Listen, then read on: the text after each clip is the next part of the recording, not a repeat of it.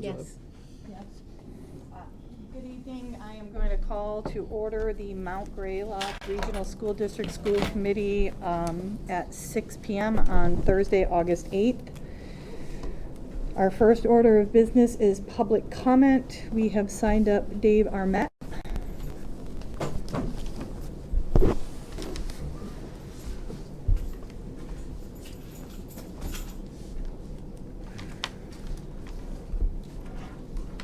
Dave Armette, 1170 Simons Road, parent of current Mount Greylock student.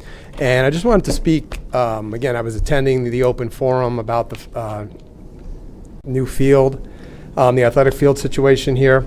I just want to sort of get, again, sort of everybody's mindset on track. I think when there is opposition to any topic or idea, oftentimes we all seem to dig in on our ideas and sometimes lose focus on what the goal is. The goal, in my opinion, is to get a more usable playing field that provides not only our athletes, but as Brian Gill, phys ed teacher, so eloquently put at the open forum, such a great opportunity for so many more children, so many more classes to use the field. And so I appreciate some of the opposition. They wanted to know, is there greater risk of injury? I think we have submitted enough documentation to prove that there is no greater risk. It doesn't mean we have to prove that we're going to reduce the risk of injury. I think we've submitted enough documentation to show and sort of answer their concerns relative to, is there an increased cancer risk? Again, it doesn't mean we need to prove that playing on this field is a cure for cancer. There were some economic concerns. The gentleman that presented at the open forum, I thought, did a nice job of showing that over the length of time, which is why a project like this gets built, and we want to go forward, not thinking near term, but sort of long term. Those economic concerns begin to diminish over the length of time that we use the field. So the one potential concern obviously relates to environmental and the crumb rubber and the disposal of that, which I fully appreciate. But I think as I throw my own waste in a recycling bin, I have concerns to where that plastic goes and where my rubber products goes. It's not just as simple as saying we're recycling. I put my head on the pillow at night and feel good about myself because I put it in the right bin and then kind of, hope it gets someplace, right? And I think as we're reading more about China is not taking our plastic products and what's happening with our rubber products, right? It's a legitimate concern for everything that we deal with coming out of a school. So to sort of kind of paint this field as kind of the villain as it relates to environmental reasons, to me, there are better ways of sort of approaching what can be done at the school to reduce waste. So again, there have to be compromises, there have to be trade-offs. I'm not saying that this turf field is some great environmental standard, but as a trade-off to get to the goal, and again, the goal being getting a field that's more usable and playable for athletes and the student body, to me, that is sort of an effective trade-off that we can make. And I think another point that I'd like to bring up as it relates to the use of the field, the more times that kids get to use this field for their sporting events without having to be rescheduled to Williams, to MCLA, or just having games canceled, again, that's where school spirit comes from, right? We have a school here, we have school spirit weeks where kids get to dress up. Like, that's all fine and well, but events and the ability to see your friends and form relationships in the stands, those are opportunities for how a school builds itself. We have a beautiful new school here. Let's do the due diligence for all the things that help to build a new school. It's not just a building, it's the sort of spirit and relationships and just the community that gets associated with it. And I do believe that this field is going to help significantly with that as well. So thank you.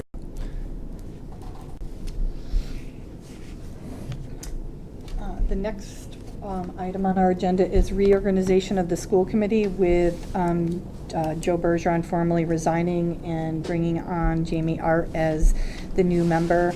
Our policies are defined that the vice chair would take the role of acting chair, leaving then the vice chair vacancy. So in working with the school committee, they wanted to make sure that we had formally reorganized, so we have a chair and a vice chair, so we can continue to run the subgroup or the subcommittees, and move along as a school region. So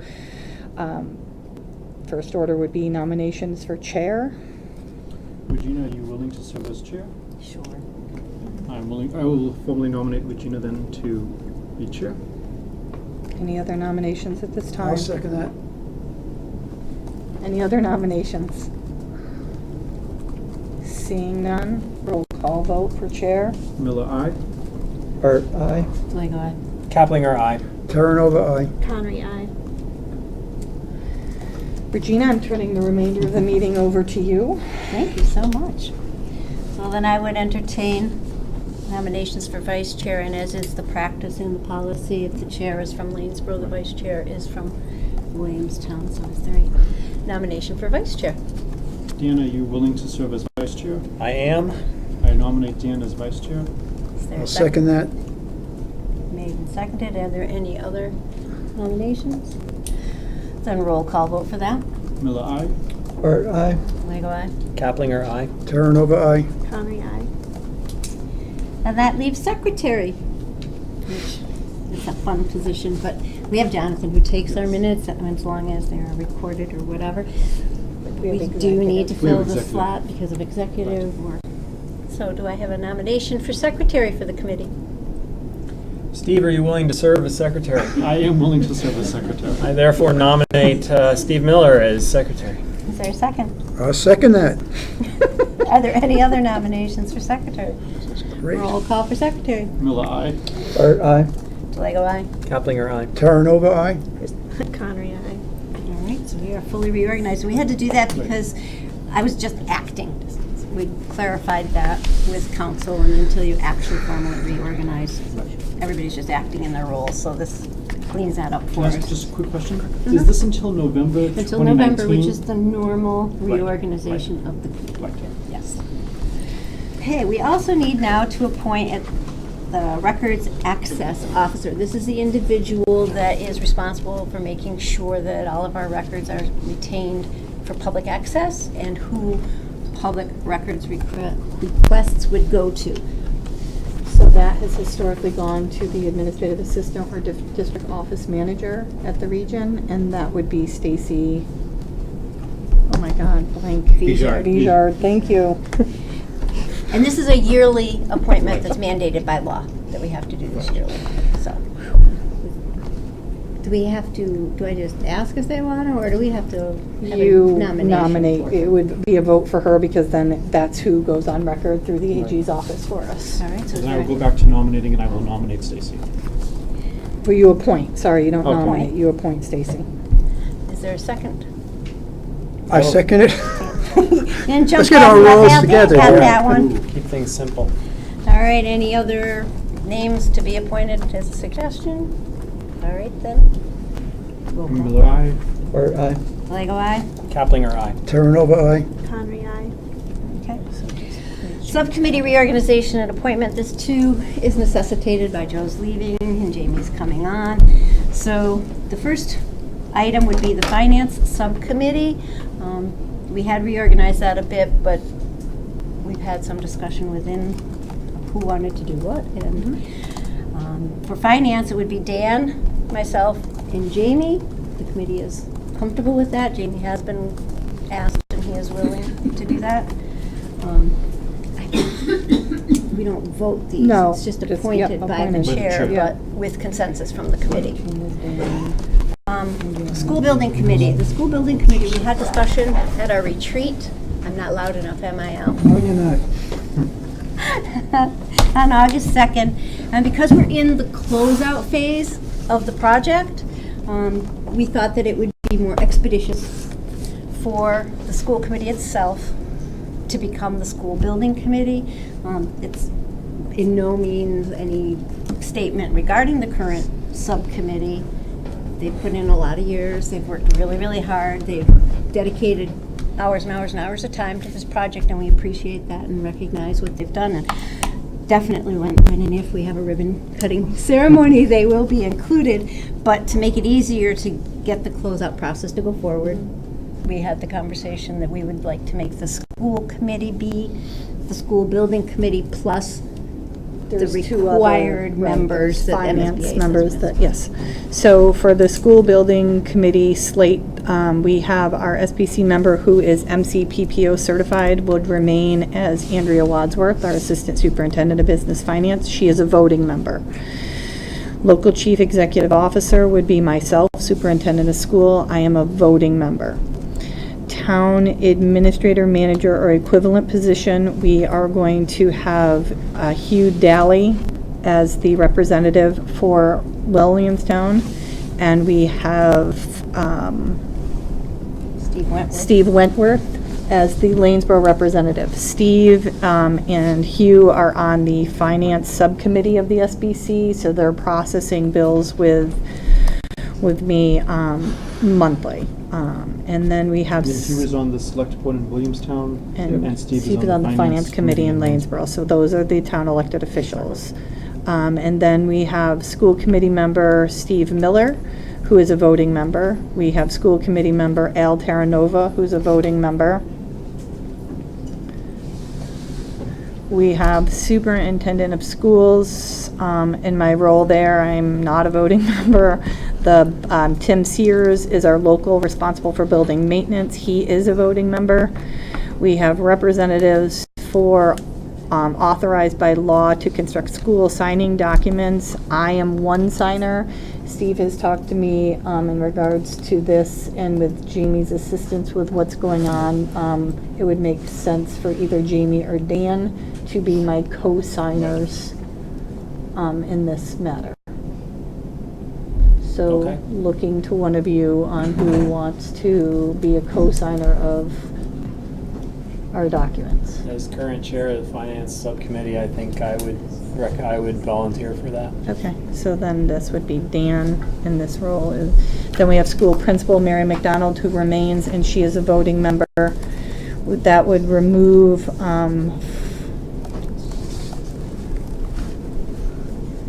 so our local budget official and member of local finance committee is Steve Wentworth, so he remains. And then the new committee members that would be coming on to the school building committee would be Jamie Art, Regina DeLago, Dan Kaplinger, Allison Carter, Christina Conry, and the rest remain. So we'll add them, we'll put your addresses up, and you will all be voting members. So we can kill two birds with one stone, because the finance subcommittee with Andrea and I will be processing payments, and then once every other month, we just would put the school building committee as an item like that's on there tonight, and we would have the design team, the Dor Whittier, Perkins Eastman, and Turner Construction come to give a construction update to the committee and to the community. And I did speak with Mark Sheik, so he is aware that this action was taking place. And he was waiting for us to officially, and then he is going to notify the members of the school building committee what we're doing and why. And so we'll be notifying the MSBA in the morning. We'll send out a slate sign off on it, as long as this committee votes for. This is the only one that does actually need a vote for a new slate. So, all those in favor of the new slate as reported out? Do we have, Do we have to do do you roll have to call? officially propose it? She just read did, it. that's what she read it. Right, but does it have to be seconded or no? So I presented to you Right. the new slate for the school building committee. I'd move to approve the slate I as second. as I just want to be suggested. very Yep, sure, careful no, so I that there's understand. no. And I'll And is this just, a roll call? as discussion, No. I'll just second your comments to thank everyone Yes. who played a role on the school building committee for the years that it was in service. We wouldn't have this building without them, and we very much appreciate all the work that they did. And all the time that they spent. Yeah. All right, so. roll Miller, call. aye? Bart, aye. Lego, aye? Terranova, aye. Kaplinger, aye.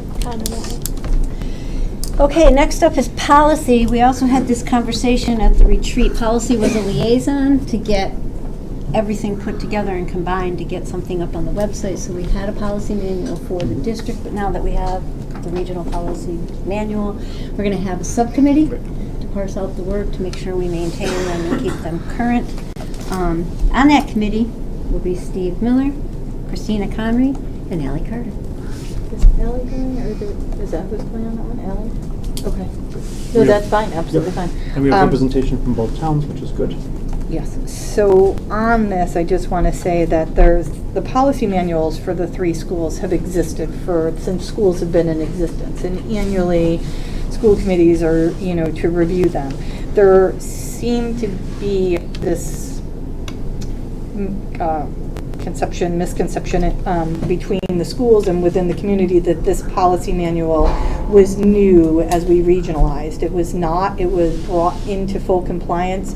So myself and Steve worked closely with Pat Correa and Dorothy Presser from the MASC to update the policy to fall within the regional guidelines.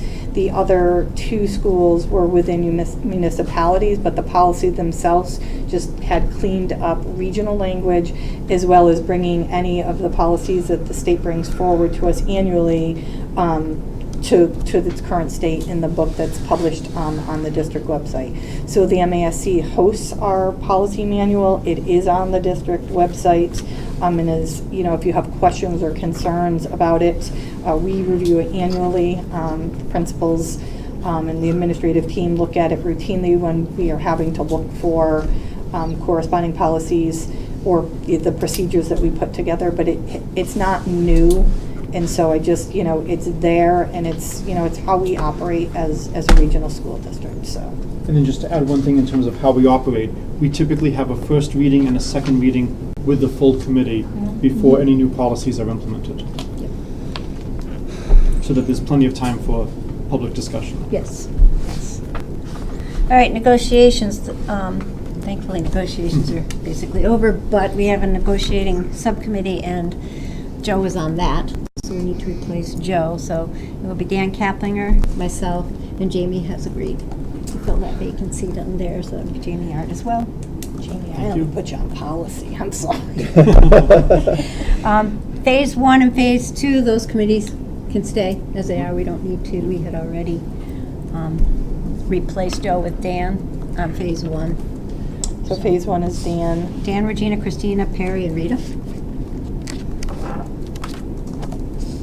And Phase 2 was Dan, John, Al, and Steve. Yes. So those stay the same.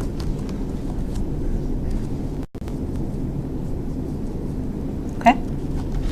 Thank you all for your willingness to serve on these subcommittees and get our work done. Warrants are there to be circulated. The next item here is the appointment of treasurer and assistant treasurer. Annually, the regional school district brings forward names for appointment for treasurer and assistant treasurer.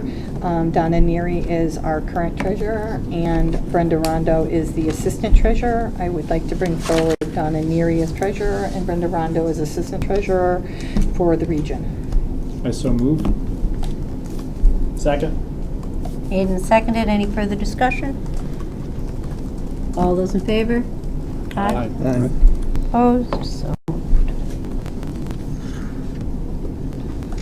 Next is approval of minutes. There's a bunch listed there, but I think we only have the 3 that are highlighted. May 9th, May 23rd, and August 2nd are the ones to be voted.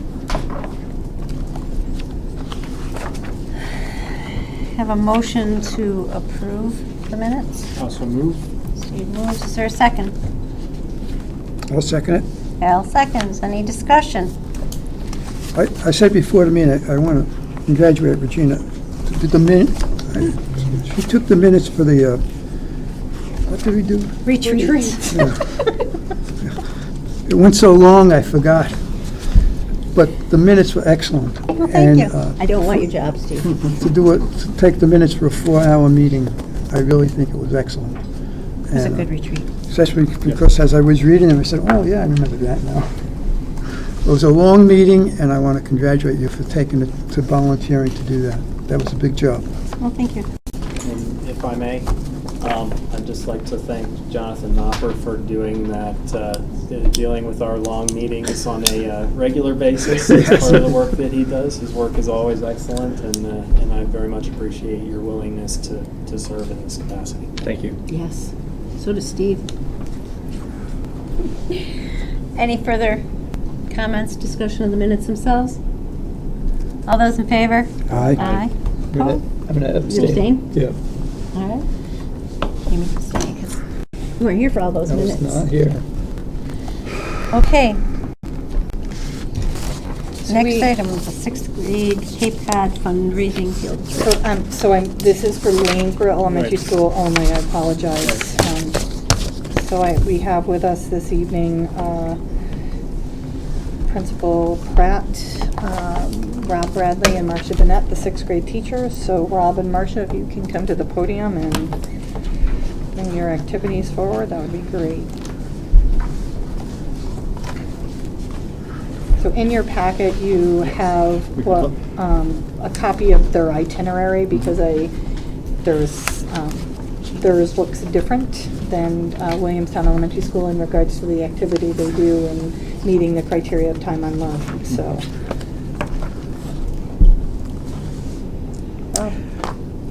So we're here for approval for the Cape Cod Field Study and You gotta speak loud fundraising. enough for those people to hear you too, because the microphone only lets the people watching on TV hear you.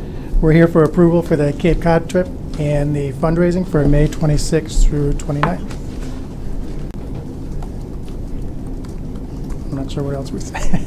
Yeah, the fundraisers, you need to walk us Oh, through, like you did last year.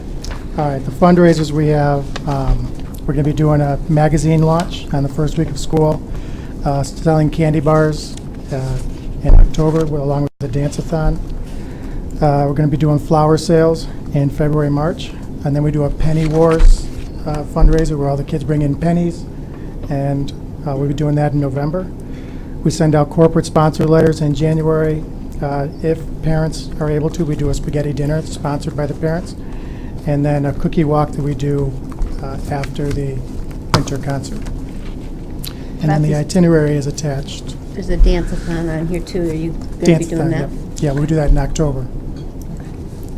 So the magazine drive is done by who?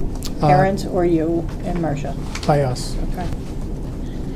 The candy bar sale? Candy bar sales are by students. Okay, do we have a company that's doing that, and what percentage of the monies, do we have that information yet, or no? Depend, we usually look for the best deal. It's usually around 40% Okay. is what we get. The dance-a-thon, is that 100%? Dance-a-thon, 100%. Flower bulbs are 50%. Penny War is 100%. Corporate sponsors 100%. And then the remaining ones, spaghetti dinner and cookie walks, are 100%. And how much this year did students have to contribute? That's what's going on. This year, we got it down to 360. But that changes every year. We've actually had Okay. some years with fundraisers where students have gotten it down to $80 a student. So it Okay. really depends on participation level. And what was the cost again per student? Before fundraising, Right, just total cost. ranges between $570 to $600. Okay, thank you. And do we have a plan in place for those that can't come up with the $360? Do we have? Yes, the LEA or the MGIA usually donates some money to that, and then Okay.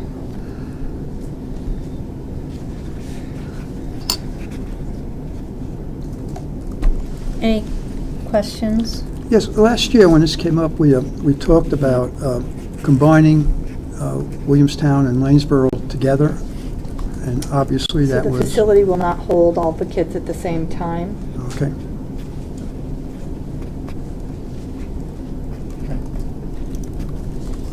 And I'm checking, does the letter say the number of parent chaperones? it's all teacher chaperones. All teacher chaperones, okay. Teachers and nurse. Okay, perfect.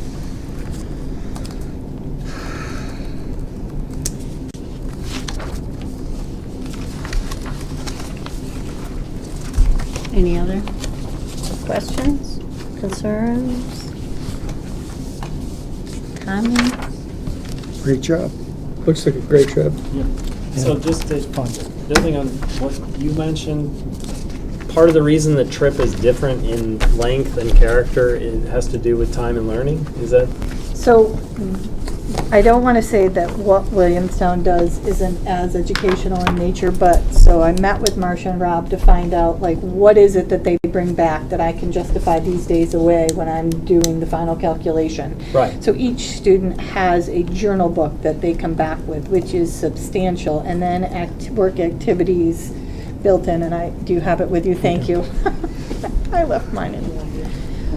Yeah, they can pass it around. And so this is, they put this together at the end of their trip with activities. So although there are times that, Of course. and I don't want kids to hear this, but they're going to because I'm on live TV, they think they're having fun time. It's actually tied to an academic standard.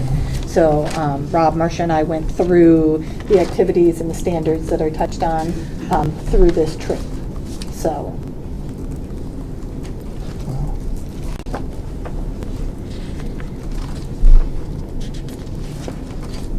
Nice job.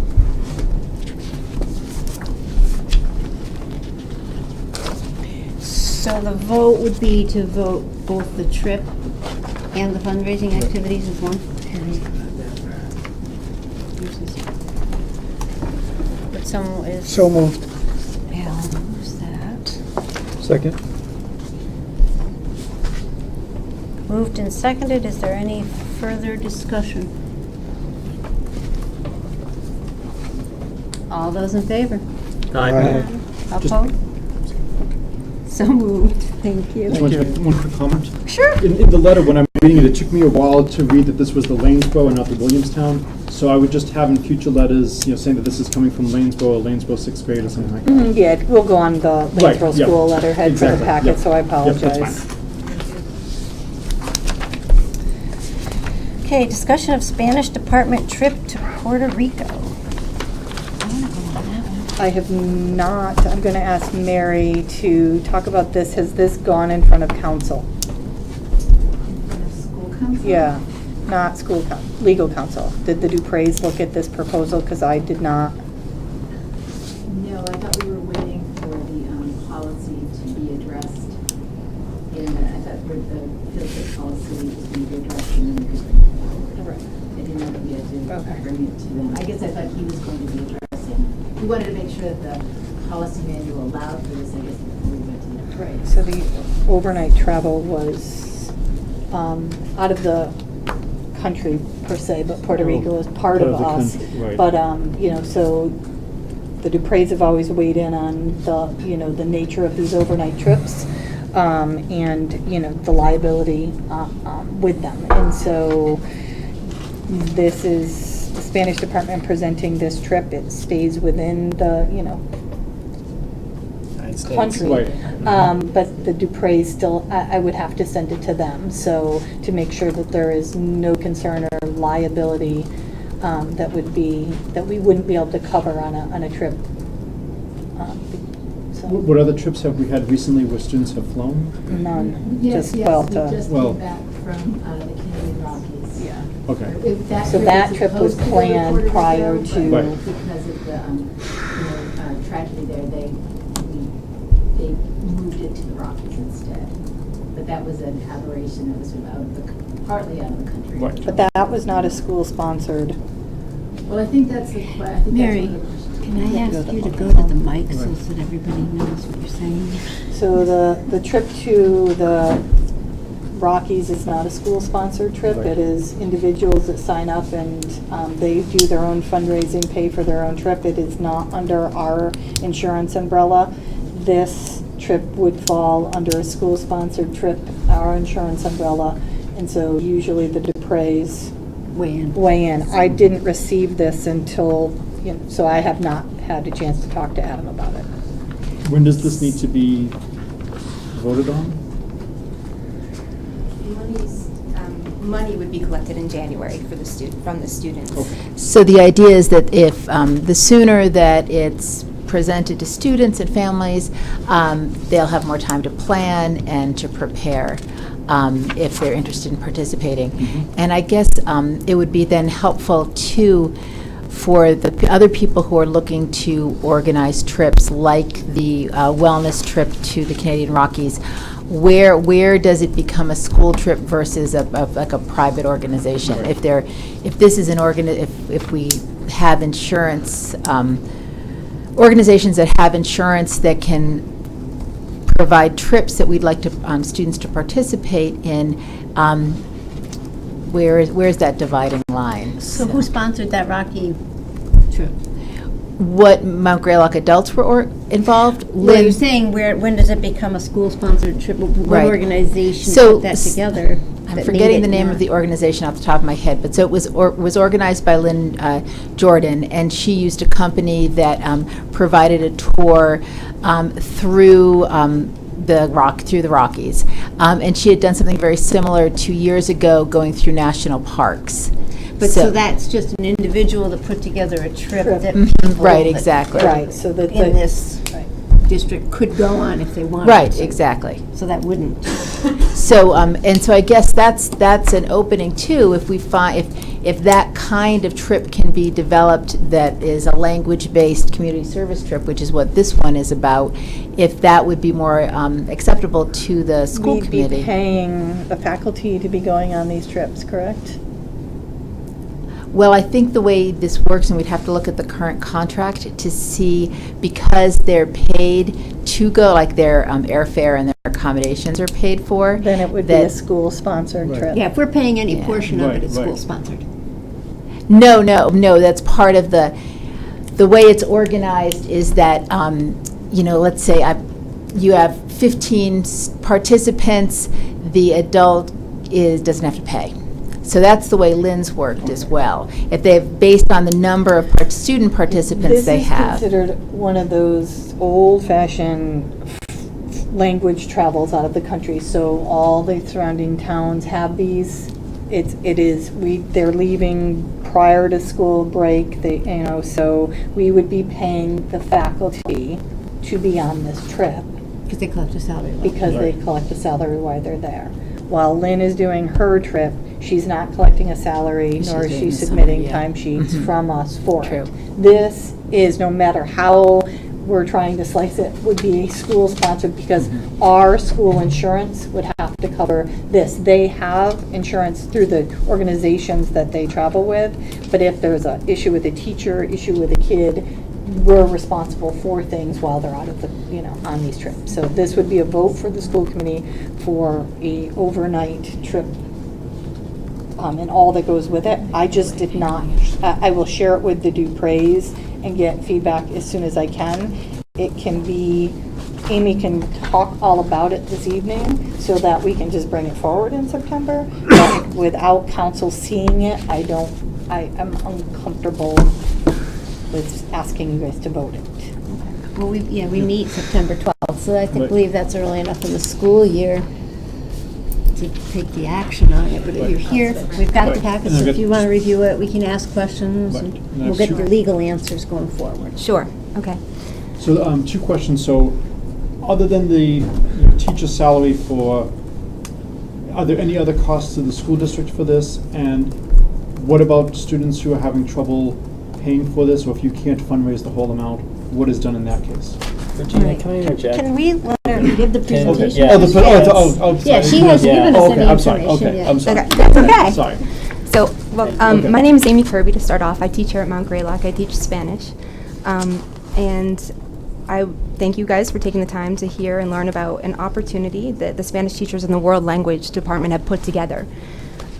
We've designed it in conjunction with the Center for Cross-Cultural Study of Amherst. It's been in business for 40 years and done group travel. They also have 4 different programs abroad, which allows them and affords them the opportunity to have people on site that we can contact. So they have 24/7 availability to get help with whatever we need attention to. We have customized a language intensive to Puerto Rico over the April 2020 school vacation that offers students in Spanish levels 3 through AP a chance to be immersed in the language and culture while learning about the history, ecology, music, cuisine, and sustainable living on the island. There are many highlights this trip, and they're all connected to our curricular themes. And while the focus on the trip is on the engagement with and in the language, we are certain that all students who participate will come back with much more. Studying through immersion allows the experience of living in another culture. It provides an opportunity for students to practice and gain confidence in speaking the language, to make new friends, and gain a greater understanding of different cultures and their own.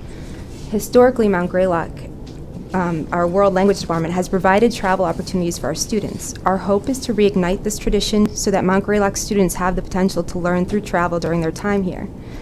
For some of our students, a family trip to Puerto Rico may never be possible, but a trip through school may provide that once-in-a-lifetime opportunity. Thank you guys for your time, and I welcome any questions you may have about the trip. First question I would ask you is a 10-day trip, which means it goes before or after the vacation. Where are you hitting time on learning? What is going to be required of students educationally on this trip? Okay. They will be immersed in the language. All of our tours are going to be in Spanish. They're going to be speaking Spanish on a daily basis. And so that is our focus is that they're able to access the tours that we're taking, and we're doing 2 service learning opportunities within our stay. We're taking classes and going to see the old Castillo in downtown Puerto Rico. We're going to be traveling through San Juan, in the old city, and see the old city, travel around, learn some of the history of the island, the colonization of the island, and the Taino people who were there prior to that. There are a lot of different connections, I would say interdisciplinary, because there's a lot of science and kind of going to El Yunque, the rainforest, and visiting that, and having a guide who's sharing with us about the plants and about different ways that they're preserving the forest and working with the materials of the forest to sustain themselves on the island. But will there be anything that measures the educational experience? I've gone to different countries, and they're great to go on the tours, but that doesn't mean that I'm... Right. We chose this, I understand that, and we actually chose this particular trip so that we could customize it to ensure that. So students would be partaking in, they would have to do some presenting as well. The conversations and that we would be having as discussions while we're having dinner and sitting down together would all be in Spanish.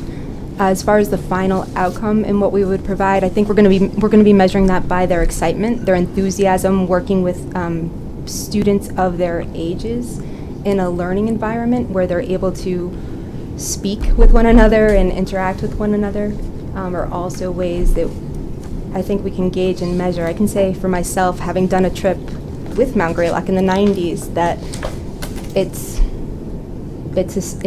left me very interested in languages and travel and just getting to know other cultures. Sure. Go ahead, Al. When I read this, I thought it was outstanding. But I got to be honest, when we talk about liability, I was read there this morning, Puerto Rico is going on a 3rd governor in 7 days. Correct. And I don't want to be crazy about liability, but I'm getting in trouble here. How stable are we talking about for Puerto Rico? And if and when we go there, and there is an incident, and that we'll be getting feedback, pushback from parents saying, gee, what are you sending kids to Puerto Rico when you see what's going on down there? Mm-hmm. I don't know I know there was issues about that they still don't have all the electrical power in Puerto Rico yet. So that was only my concern. I mean, that if we're worried about liability, sending some of our students. I understand that. Initially, our thought was to do homestay programs. That was what we had wanted to. I'm sorry. Initially, we had looked into homestay programs, but we decided because of the hurricane in 2017 and just knowing that we wanted one place where we would all remain for this first trip, potentially, that we wanted to stay in the universities. So we would be staying at the university in Puerto Rico. And what are you thinking in terms of chaperones? So again, it depends on the number of students that would be going, and their ratio is, I think, found under costs. So if you can see that we would abide by what you have set forth. Obviously, if we needed to have more chaperones, we would go with more chaperones. But at the moment, they offer for 15 students, there are 2 accompanying professors. So if they would pay for 2 accompanying professors. Again, if we felt that we needed more chaperones, that would certainly be something that we would include. That's just what the company is offering at this moment in terms of price. And to Steve's questions about, are you going to do anything to help students that want to go, that can't afford to go? and Sure. the like? So at the moment, this is voluntary. This would be students signing up and initiating it on their own. And while if there were students who presented interest in going but were unable to afford it, we would certainly reach out and look into fundraising options for those students. But we, at the moment, don't have plans for fundraising. We're looking at this as rolling out or reigniting kind of what we used to do in the World Language Department, and our goal would be to fundraise eventually and to provide enough time for the students to do so. I'm not a lawyer, but I would think that singling out Right. students that can't afford to go by fundraising for them specifically would be something that would be frowned upon Yeah. by the law because it's discriminatory.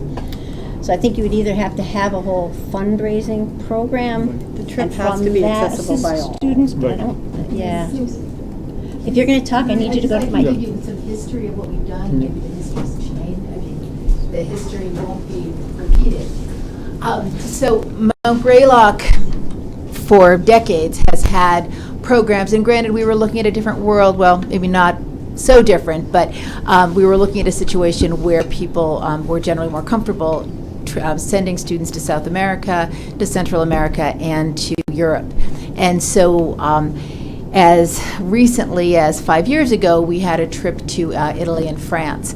The way these have been designed and the way they were presented to the school committee was that they were voluntary. Students had the opportunity to choose to go on, and we always tried to have them established far enough in advance that students had the chance to work towards them, that they had, that they had a summer, that they had a school year to raise money to be able to pay for their trip. We didn't, in those trips, we didn't do fundraising for exactly Regina's point, in that students might have designed something together as a group, saying we want to go and we're going to have a car wash or something like that. But that really wasn't the way it was. They were organized.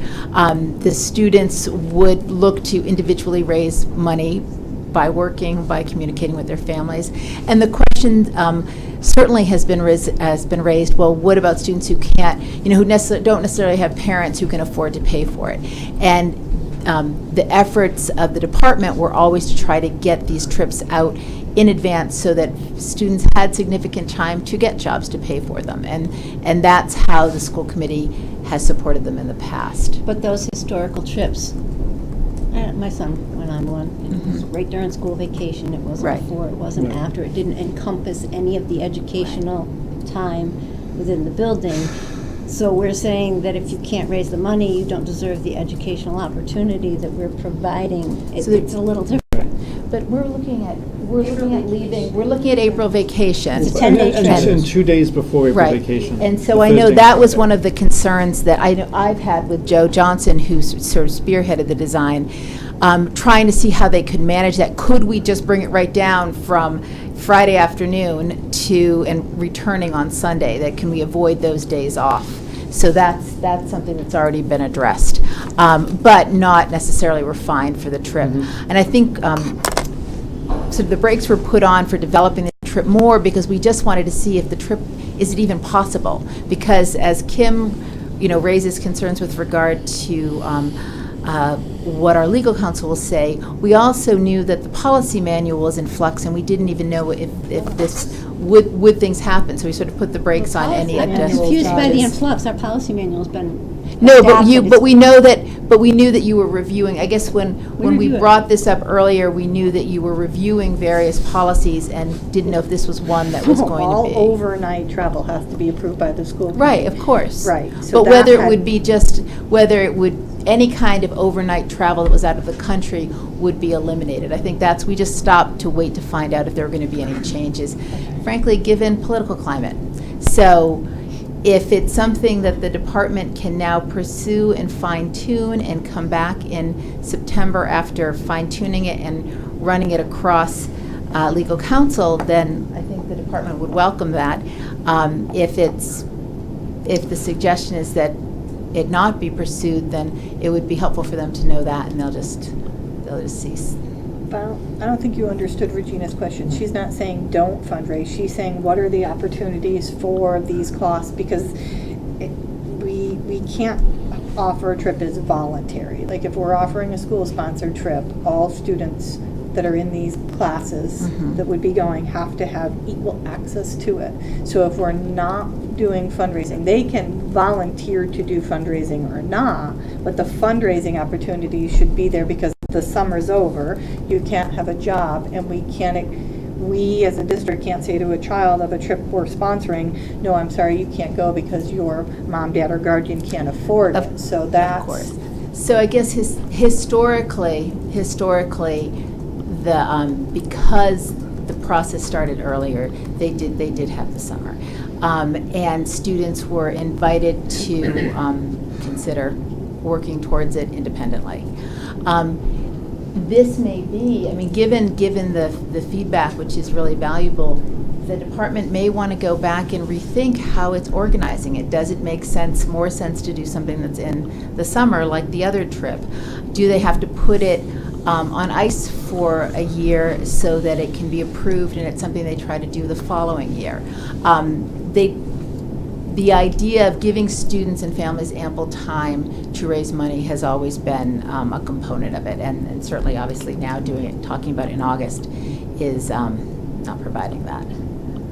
But I think, as you said, that one of your children went on one, and so there was time beforehand. The Latin department, the Latin program used to do one all the time. The Spanish program, ages ago when we had French, they would do. And I think we just want to see, is this something that the school committee is willing to support in whatever permutation makes most sense for our students and families?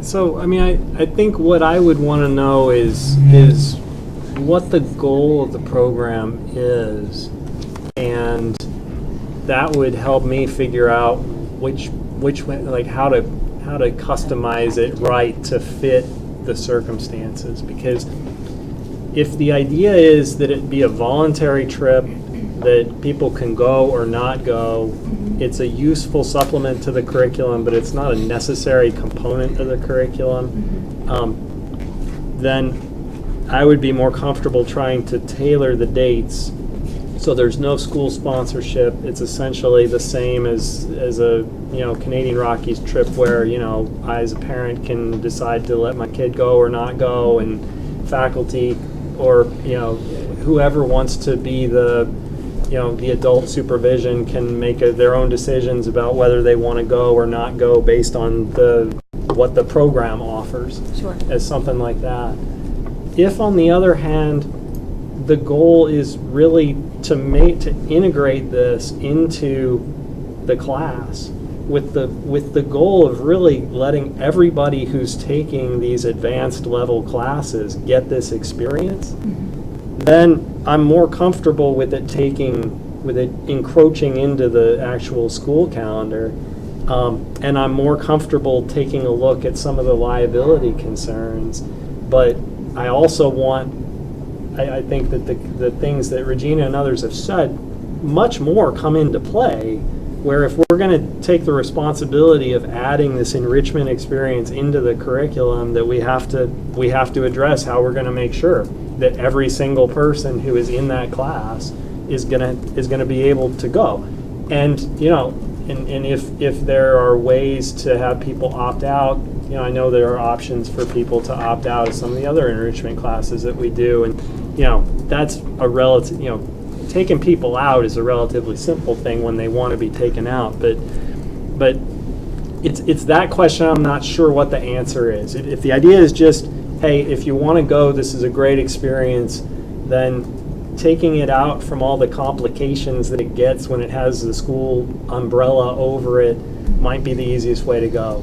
if the goal really is to integrate it and make it part of, if you're taking Spanish 5, you're going to get to do this, then it makes more sense to hit these challenges head on and try to figure it out. Figure out what's kind of a complicated question. Okay. I thank you all. Yeah, maybe take that back to the Spanish department and then repackages it in a way that seems to address the needs and restrictions and forward. Whether it be the summertime or sometime during the year that provides access to all. So, okay. Thank you very much for your And time. I'll just one other thing. Yeah, I'll make a pitch for the C Fund, the high school endowment being a potential source of funds to try to cover somebody who might not be able to meet all the fundraising on their own. I hesitate to pitch that too much because the cost of this program is relatively high, and so it would be, it would be a burden on limited funds if it grew very, if you had more than 1 or 2 students involved. But it is something if it came down to, a difference of 1 or 2 students, then that might be something to pursue with that body as well. Okay. But does the C Fund help apply for some grants where maybe you could apply for grants for this? Well, the C Fund is a grant Making thing, but I thought there was also some local grants that they helped align. Maybe I'm mistaken. I thought they helped facilitate some people in finding grants as well. I'm not familiar with Okay. that. That didn't come up this cycle, but Okay. I can definitely ask. I mean, Okay. it's, as part of Berkshire Taconic, Right. we have contact, that group has Right. contacts with all kinds of other grant-making Right. authorities, and maybe there's, some non-affiliated group that focuses on language learning or something Right. like that. Right. If that's what you're Something suggesting. like that, yeah. Anything else? Thank you, and Thank then we'll you. bring Thank it you. to the legal counsel and get input. Athletic director update. So Lindsay was asked to come as, because at the beginning of the school year, there was some discussion about information that families felt that they didn't have. And so we're in August again, and so Lindsay's getting ready to send out her information, or may have sent out her information in regards to what's available. Steve also wants to know how the baseball component of things panned out with opening it up to everybody. So just information for the committee on where are we with some of the sports that we are offering. Is there any that aren't being offered? The co-op experiences that we have. Plus, I know all the data you shared, but it was some of those updates as well. So. Understood. As Kim said, I was just asked to give a brief update. I will touch on baseball and football specifically, but Stacy sent you the 3 documents about overall participation. I just thought they would be useful to have. We frequently discuss the amount of programs we have, both athletically and co-curricularly, and I know you get the accolades frequently, and website and Twitter has a lot of the stuff going on as well. But just to give you an idea, and I know you've heard it, but to look at the numbers at how many people here at Mount Greylock actually participate in something, it's huge. And you may have heard Mary or I say this a few times, but I go to state committee meetings, and our participation rates are unheard of in the rest of the state. When I say that 68% of our students are involved in a program, or 80% of our students do something after school, those numbers are kind of crazy when you compare them to the rest of the state. So thank you for all the opportunities that we have been able to provide for the students. This year, I know we added, or re-added, because it's been around in the past, a multicultural union. There was a Register, Educate, Vote group that got together. Within the past few years, we've added just a after-school training program. It's been a great opportunities for students to be their own voice, to come to me and say, hey, this is a club I want. They go around, they find an advisor, they find a group of people that are interested in doing it. We do it for a trial period to start with. Sometimes there's a faculty member that wants to just hang out after school and do one of these organizations. So we've been able to add a lot in recent years. And you can kind of tell by the co-curricular one, some of the dashes are, okay, this lasted for a little bit, it's no longer, or just recently started, and things like that.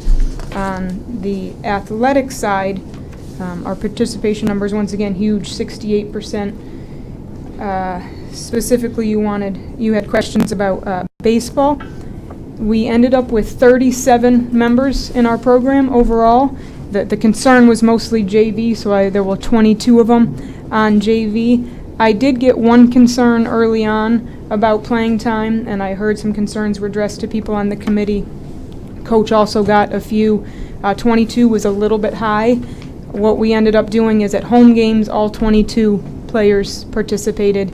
At away games, 17 players participated, so 5 players didn't go to each away game.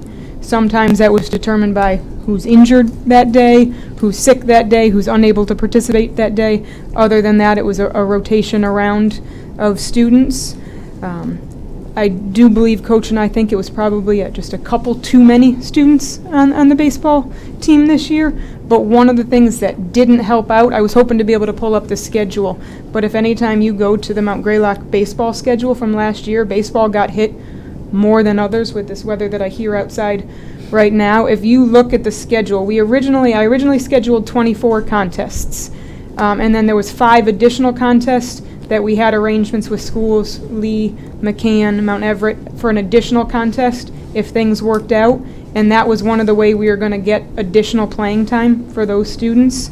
Unfortunately, of the 24 contests, 12 times we had to postpone something, and 3 we just ended up having to cancel because we postponed it so many times that there was no way to play. In the last 2 weeks of the season, they played almost every day. Because of the rain and field conditions. So that didn't help us out. Had we been able to get some of those games in early on, we would have been able to schedule a few more games, and some of those playing time concerns wouldn't have been there. If you get that email that I sent out today, you may have noticed that it says TBA right now, as in I still want to talk to coaches more, and I wanted to make sure we get it right before I put a number in there. I didn't want to say 7th grade now or 8th grade or 9th grade until we were sure for what we wanted to have happen. There were 5 seniors last year, so we will have 5 students graduate, but that still leaves 32 possible returners, most likely returners, which honestly might be ideal for the program, but that once again would be saying no 7th graders, and people in the community were not excited about that idea this past spring. So unfortunately, either side, there was going to be some people that weren't exactly excited. 7th graders wanted the opportunity, but people wanted to have playing time as well. And that was one of the concerns that we brought to the committee to start with, in which I said no 7th graders because I didn't want those playing time concerns.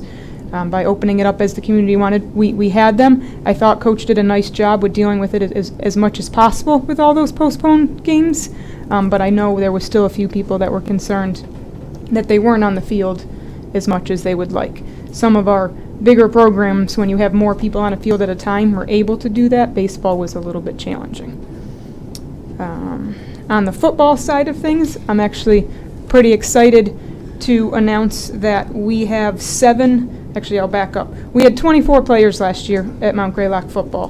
9 of them graduated, 2 transferred, and 2 are medically not able to play football, which left us with 11. So as you know, we decided to co-op with Drury High School, them as the host.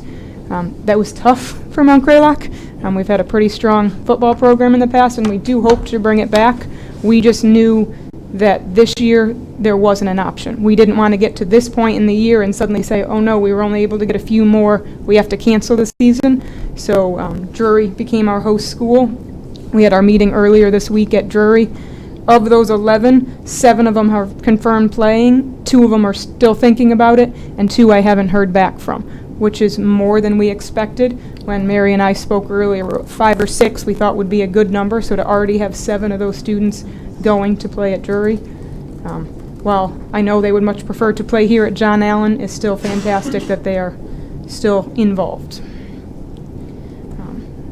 Any other areas you'd like me to discuss, or any questions on those specific ones? When you sent us out about, Go ahead, Al.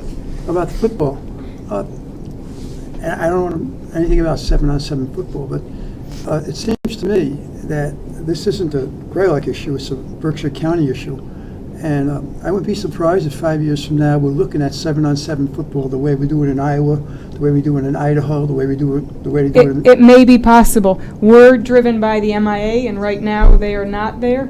It's possible that Drury, Greylock, and Hoosick are one team at one point, or somehow with McCann in there. Right now, there are some schools that are doing A-OK football-wise, but I believe it's across the board, even in all sports, not just football. Numbers are decreasing, team sizes are decreasing. I think that's why our 68% is so surprising to people, because so many schools are fighting to have a soccer team, fighting to have a cross-country team, and things like that. So. And I was, when we spoke earlier, I was disappointed about alpine skiing. I know. For a lot of It is reasons. a expensive one that took a lot, and the kids, as I told you earlier, the kids like skiing, but they want to go ski on their own time. They want to snowboard sometimes. They don't necessarily want to ski, though we do have the opportunity to ski with the Taconic team for anyone in 9th through 12th grade. Since they're a high school, they don't have 7th and 8th graders, and I do believe we have 1 or 2 9th graders this year that will be participating in that based on their interest the last 2 years. So they do still have the opportunity if they're in high school. I'm going to let you know that this happens that tomorrow I happen to socially be meeting with the coordinator of high school alpine skiing, just a friend of mine, and I'm going to push him a little bit about money and why we're paying so much to ski at Bousquet's and why we're paying so much to. I'll get back to you on that. But I'm going to push. I think a lot of that is numbers overall too, because the cost is still the same, but if you decrease your numbers, your number per student athlete is a little high. I'll see if I'll know more tomorrow night. I'll let you know what happens. Anyone else? Yeah, so first of all, thank you so much for giving the presentation, providing the information. It's very useful to have this early in the year to get a sense of what the demands are for the different sports. Not surprising, I have a few questions on baseball. So I know that you cannot control the weather, and I know that the weather was absolutely terrible. Do you know for the games at home how often the kids who went actually played, what fraction of them played versus just coming to root on their friends? I don't know the exact. I know he tried to get everyone in every game, but we also knew some of the games are more competitive than others. Right. So he had conversations with some of the younger students, letting them know, okay, you're going to get in this game, but you're not going to get in this game. Right, and when the rain is not equal in terms of which games are rained out, that becomes a huge challenge. Right, and that's what the original plan was, to say, these 14 games are this group, these 14 games are this group, there'll be some intermixing. Right. But I know there was a middle school baseball team in previous years, and given the numbers, is it worth bringing that back? It's not a separate middle school team. It was still the JV program. It was a extremely large JV program that we almost divided into. It wasn't exact. There were still students that transferred. Once again, we kind of talked about that. That would be the cost of another coach to be able to separate them. But it would also be field availability. We would need another field in order to make that happen. And it's tough scheduling-wise when other schools don't have that third team. So we would then, it would be split. Our JV schedule would still have to be split between the 20 teams that we play. So I don't know if it would make a huge difference. But given that it was done in previous years, and I think a lot of people would be fine if they played the same teams with great frequency, just to have more time for the kids on the fields. Understood, but again, I'm saying that's weather dependent, and that's what I'm saying, field dependent. I can only, if we're playing Lee, Mount Everett, Monument Mountain in a week, if they already have JV varsity games, they don't have a second JV team. So who do I play if everybody already has a game at that time? It's definitely something to think about, and we can try, but I don't think it'll change the overall number of games. It just may change this set people are in this JV game, this set people are in this JV game. Well, given that this isn't something until the spring, can I talk to you about this and maybe bring in some parents? Of course. Thank you. You may have noticed that boys basketball was another one that was TBA, and the reason that we would like to bring 8th graders on board, but before we make that decision, I always work with the youth center to make sure we're not losing a youth team. We were able to bring in 8th graders on the girls' side, but they had so many 7th graders they could have a full 2015. I don't want to take 8th graders at Mount Greylock and then have the youth program not be able to have a program. So we still haven't figured out those numbers yet. Right. Can I have one? Sure. You're on a roll here. Wrestling. Yes. What are we gonna do about it? How can we have a wrestling team with 10 kids? Again, there's 10 Mount Greylock students, but there's a few Hoosick students, Drury students, and McCann students as well that would add to that number. I do think we need to make that number larger. It is something that Mary and I have discussed a few times because wrestling's another program that's expensive. But I think we had, might have been 21 total this year, but that counts children from other schools. Where do they work out? Here in the gym. They They come here. Other school, We are the kids come host here. school, and so they get here a little bit late. McCann actually runs a bus a lot of the time, and students meet there, and they get dropped off at the end and walk in, so they get here around 3:15. So the Greylock kids are already out there warming up, but those students come over and join us, just like our kids go out for hockey, Right. swimming, and football now. So we are gonna have a wrestling team this year. We are going to have a wrestling team this year. Is it something that the school committee may have to think about in the future if numbers continue to go down? Yes, but we are planning a wrestling Well, the worst thing about program. numbers going down, you have no one to work out with. I mean, No you one can't in your have- weight You can't have a class. 15-pounder working out with a 45-pounder. Yes. You know, I mean, don't And need we to had have a that lot of really young you philosophical don't have that, discussion well, it tonight. isn't philosophical, you just. So, anything else for Lindsay? Thank you. so Thank much. you. Thank you. Principal update. So Joelle is on vacation. Each of the committee members received a draft version of the school handbooks.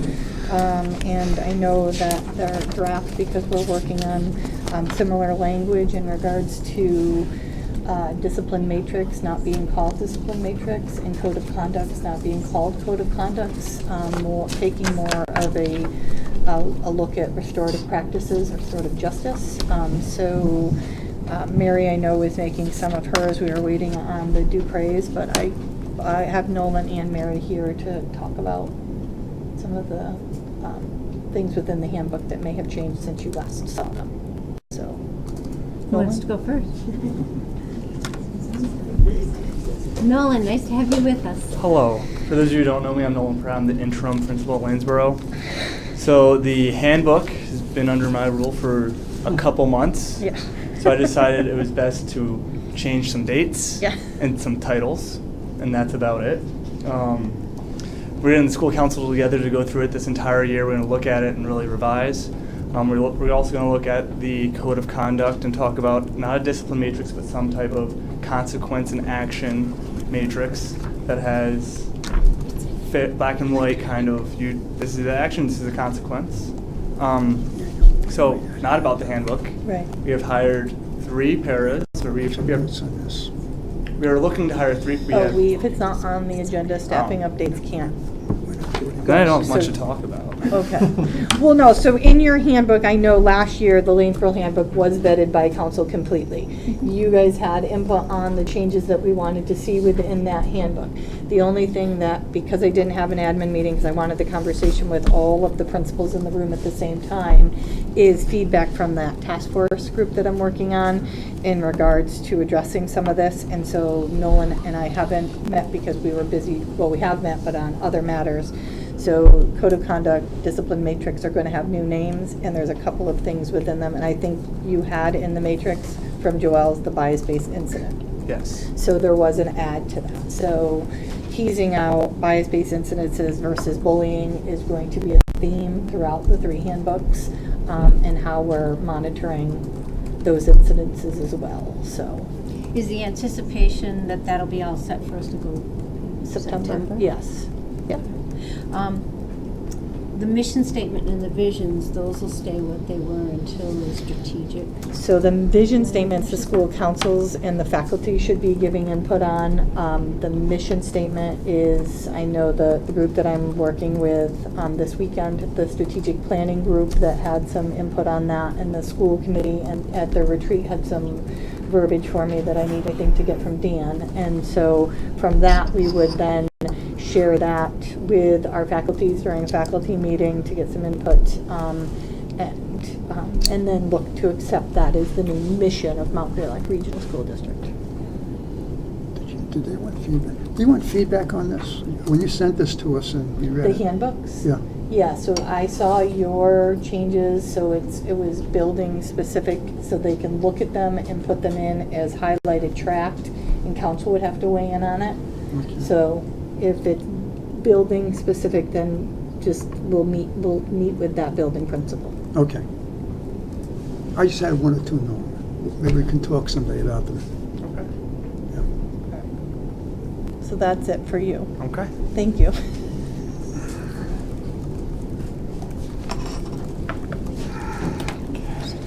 So Kim did have a chance to talk to me about the conversations that she had with her local community and their recommendations for addressing some language changes. So our handbook, since the iteration that you saw during your retreat, has already been adjusted from a semantic standpoint.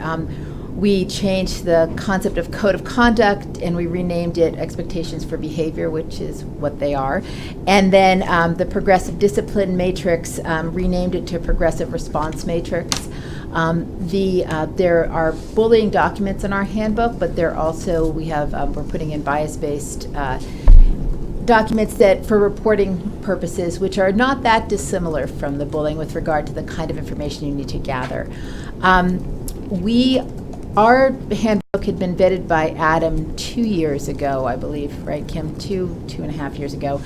We made a few changes with the school council. One was the dress code, some minor language changes after conversations with students, and then brought that to the school council, essentially simplifying the language. We took away any references to lengths or particular exposure, and really very much attending to avoiding body shaming and trying to make things as simple as possible. Our code of conduct, in truth, our dress code has been much more focused on having students be wearing clothes that, if they had messages, that they were messages that were positive contributions to our community. We're more attentive to that than we are to sort of style issues. So that was one change we made in our handbook. The discipline matrix was tweaked a little bit in talking to Adam, just in trying to consider the repetition of infractions and how we meted out specific disciplines.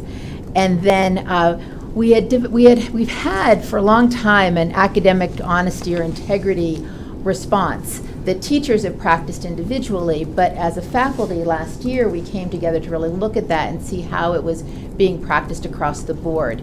If a student cheated on a test or committed plagiarism, how were teachers communicating with the student? How are they communicating with the parents?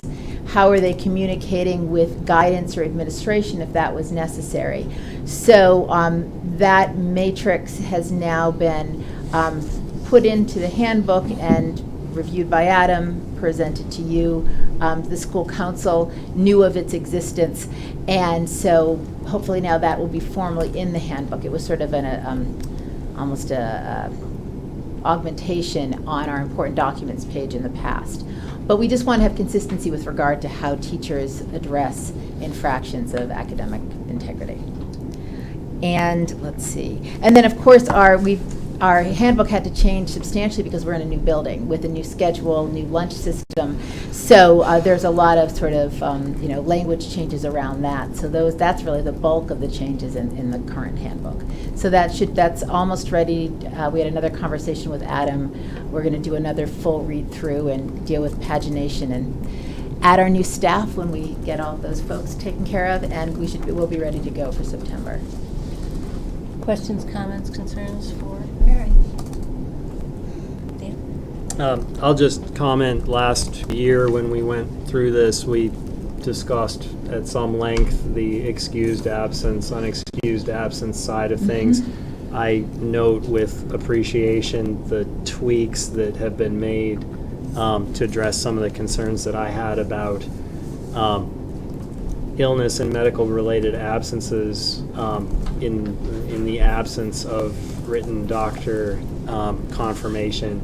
I certainly agree that in the vast majority of cases that should be something that parents and students are comfortable providing, but I do appreciate the small tweak to the language that leaves open the opportunity to have those instances still treated as excused, even when such documentation isn't available for, what I would assume would be reasonable purposes. So thank you. I'd like to thank you and everyone who worked on it for working those concerns in. We also took a look at, teachers have been supportive of providing students with the work they missed or time to make up tests and having sort of healthy conversations about getting their work done.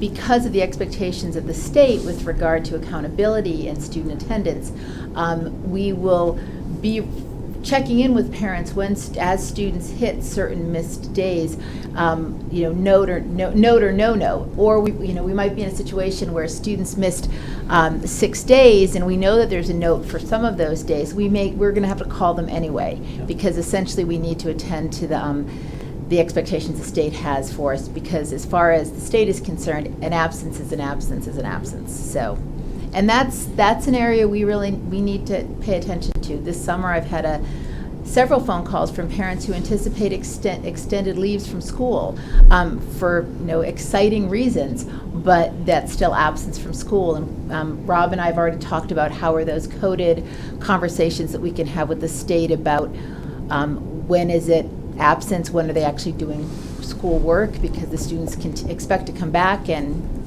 return in good standing. So it's complicated in our community in ways that it's not always in others. Anything else? Thank you. Just because we're on live television, Kim, people have been asking about our schedule. This schedule is built. We're working on our systems that will allow us to release it to families and students. We're hoping within the next 2 weeks that will happen, and parents can stay tuned. And we're putting a lot of information on Twitter and on our website for families, so they know what's happening as September approaches, tours, etc. And then before we do superintendent update, We still have more into Oh, this, so sorry. go ahead. I'll let us finish this and then I'll move on and make the request. Acceptance of gift. Yep, so I'm going to look to Andrea for this. So we annually receive from various different organizations gifts that exceed X amount of dollars, and so Andrea, having her on staff, has been great, because we're now able to bring forward the gifts to the school committee, hopefully accept the gifts, and then put them in the appropriate accounts. So if you just want to walk through the process that needs to happen to accept the gift from this evening, that would be great. Sure. So from the district office standpoint, we're going to create a form that the administrator, when they receive notice of the gift, it is a form that they will fill out, tell us, inform the committee of any criteria for that gift, and then that form will accompany the check, be brought to the board, approved by the superintendent, brought to the board for acceptance. That does a couple things. It makes it a public transparency for the public to know what gifts are coming through your books, and also a public acknowledgement of anyone providing gifts to the district. So then that should go into a fund that is designated for those donations, and then coded appropriately to the department that will be using those funds, again, based on the criteria of the donation.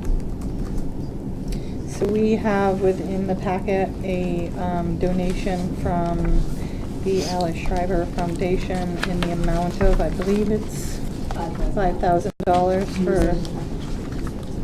Was that in the? I think we got the wrong letter.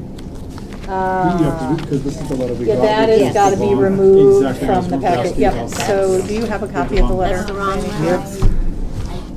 Okay, so, The wrong letter got yeah, put so in that I was letter, surprised by the right, list. yep, missed it, Yep, that's so. fine. So I'll just take tell that us. page out of the Yep. packet. So, Mary, can you come back to the podium and talk about the gift? Thank you. Stacy. The Alice Shaver Foundation has been very generous with Mount Greylock for probably about 10 years at this point. They, through parents, were alerted to Mount Greylock's trip to Gettysburg and the need for fundraising for that. And they gave a gift every year of $5,000 to support students to go to Gettysburg. When the Gettysburg program stopped, they continued to send the check, and I had a conversation with the sort of lead trustee of the foundation. It's a family foundation, to say, we're not going to Gettysburg anymore, and we can return this, but thank you for all your generosity in the past. And he said that they had went back and talked to the other trustees, and that they wanted to continue this gift of $5,000 to support academic programming that is of a sort of out of classroom nature for Mount Greylock. So the $5,000 has come to Mount Greylock and been used to pay for speakers and to pay for trips for students that are academic based. Maybe it's going to the theater, maybe it's going to a museum, maybe it's to help support class-based trips. So like the Ramble Wild trip that the ninth graders went on last year, it helped pay for the transportation. And typically it's used to subsidize the trip, either to limit the overall cost to students by, say, paying for transportation, and it's also been used to support students who can't pay sort of their portion of the fee. So, and then, of course, we always communicate with the Shaver Foundation, not only thanking them up front when the gift has been accepted, but then communicating with them at the end of the year to talk about the different types of programs that have happened. And I remain incredibly grateful that they continue to send a check each year. So when a gift like this is accepted, and especially now that you're putting it into an account, right now, how does the decision work of how that funds gets dispersed? Like what it's spent on? So it has to be student programming, and so it's been used for the trips that have been proposed. Who's making that decision? Is that something you alone Yeah, make? it's gone. So we talked about, it's been going into the principal's account within student activities, and then it's being used to, augment funds or to supplement students who can't go. So is that one of those that should be getting reported out to the school committee? Yeah, we had a long conversation about this We've today. had a very long, and I think Mary having oversight of how those monies are spent is fine, as long as once a year she comes back and gives you a report as school committee members where those funds went, and again, publicly recognizes that gift and the impact it's making. And then we, of course, will be in the background helping her maintain any books, which she is doing fabulously anyway. Because that's the law, the student activity. Yes, Right, that we're yes. still- Well, actually, this will be the law is the donation Donation, revolving okay. account But that that's you later have. on the agenda. Yep, that's late, yep. Okay, just want to make sure. Yes. So we just make sure it's in the right, there's an MGL that governs that, and so we make sure that goes in the right place. Thank you. So we take it. So Will we you need to accept vote to it? accept this. Yes, a I motion. will move that we accept with thanks. Thanks, that's right. That's good. Second. Dan seconded. Any further discussion? All those in favor?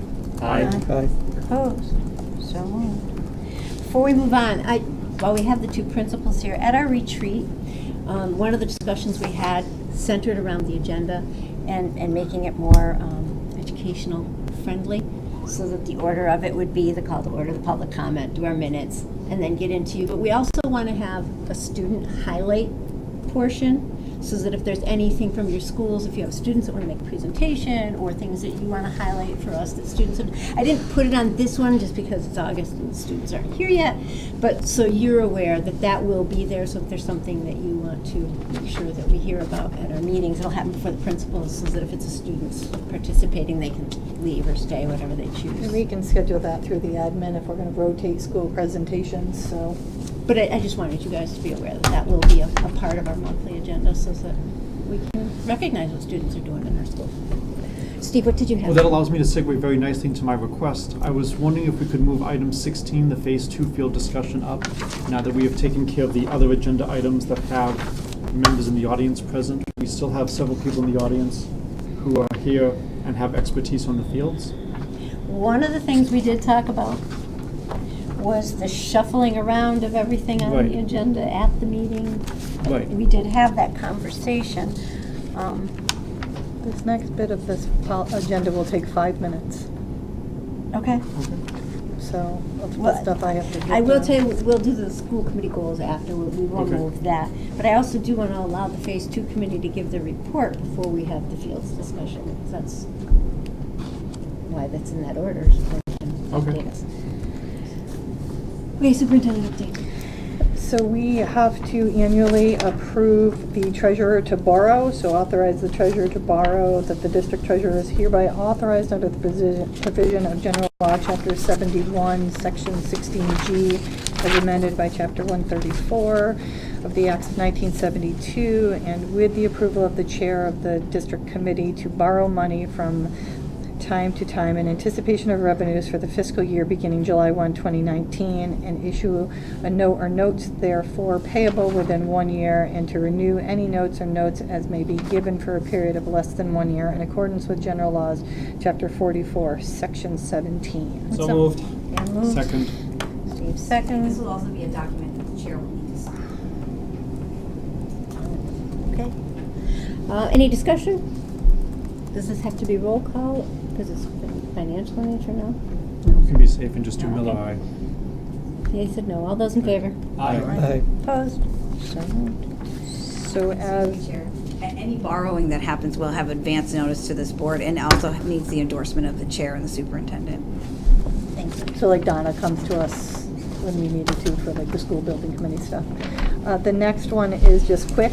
As we reorganize the subcommittees, we also have committee members that work with me as liaisons on specific subcommittees within. And so we have our wellness committee. So Christina will be the elementary school representative and Al will continue to be the high school representative. So when we have our wellness committee, whoever is in charge of the invites on that needs to make sure the school committee members that are liaisons to that committee are invited. I don't, okay. Strategic planning will remain, I'm assuming, Steve and Regina. Buildings and grounds, Dan had the opportunity of working with that piece with me, so I'm assuming Dan's staying. That's fine. Buildings and grounds. And then our gifts, which are what is marked as endowments, but it's our We See and Life. So we have Christina covering Life, Allie covering We See, and Dan covering the C Fund.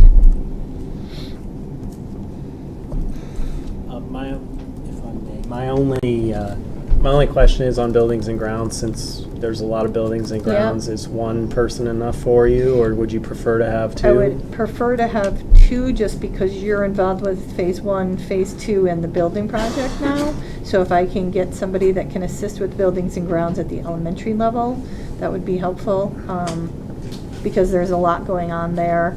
And it's being able to coordinate with the town managers in regards to revenues.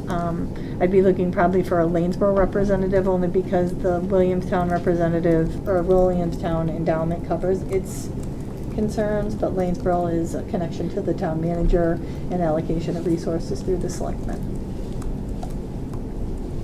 Okay. Are you looking at me, Kim? No, huh? Sure, I'll volunteer for that. For buildings and grounds? Yep. Sure. Thanks, Al.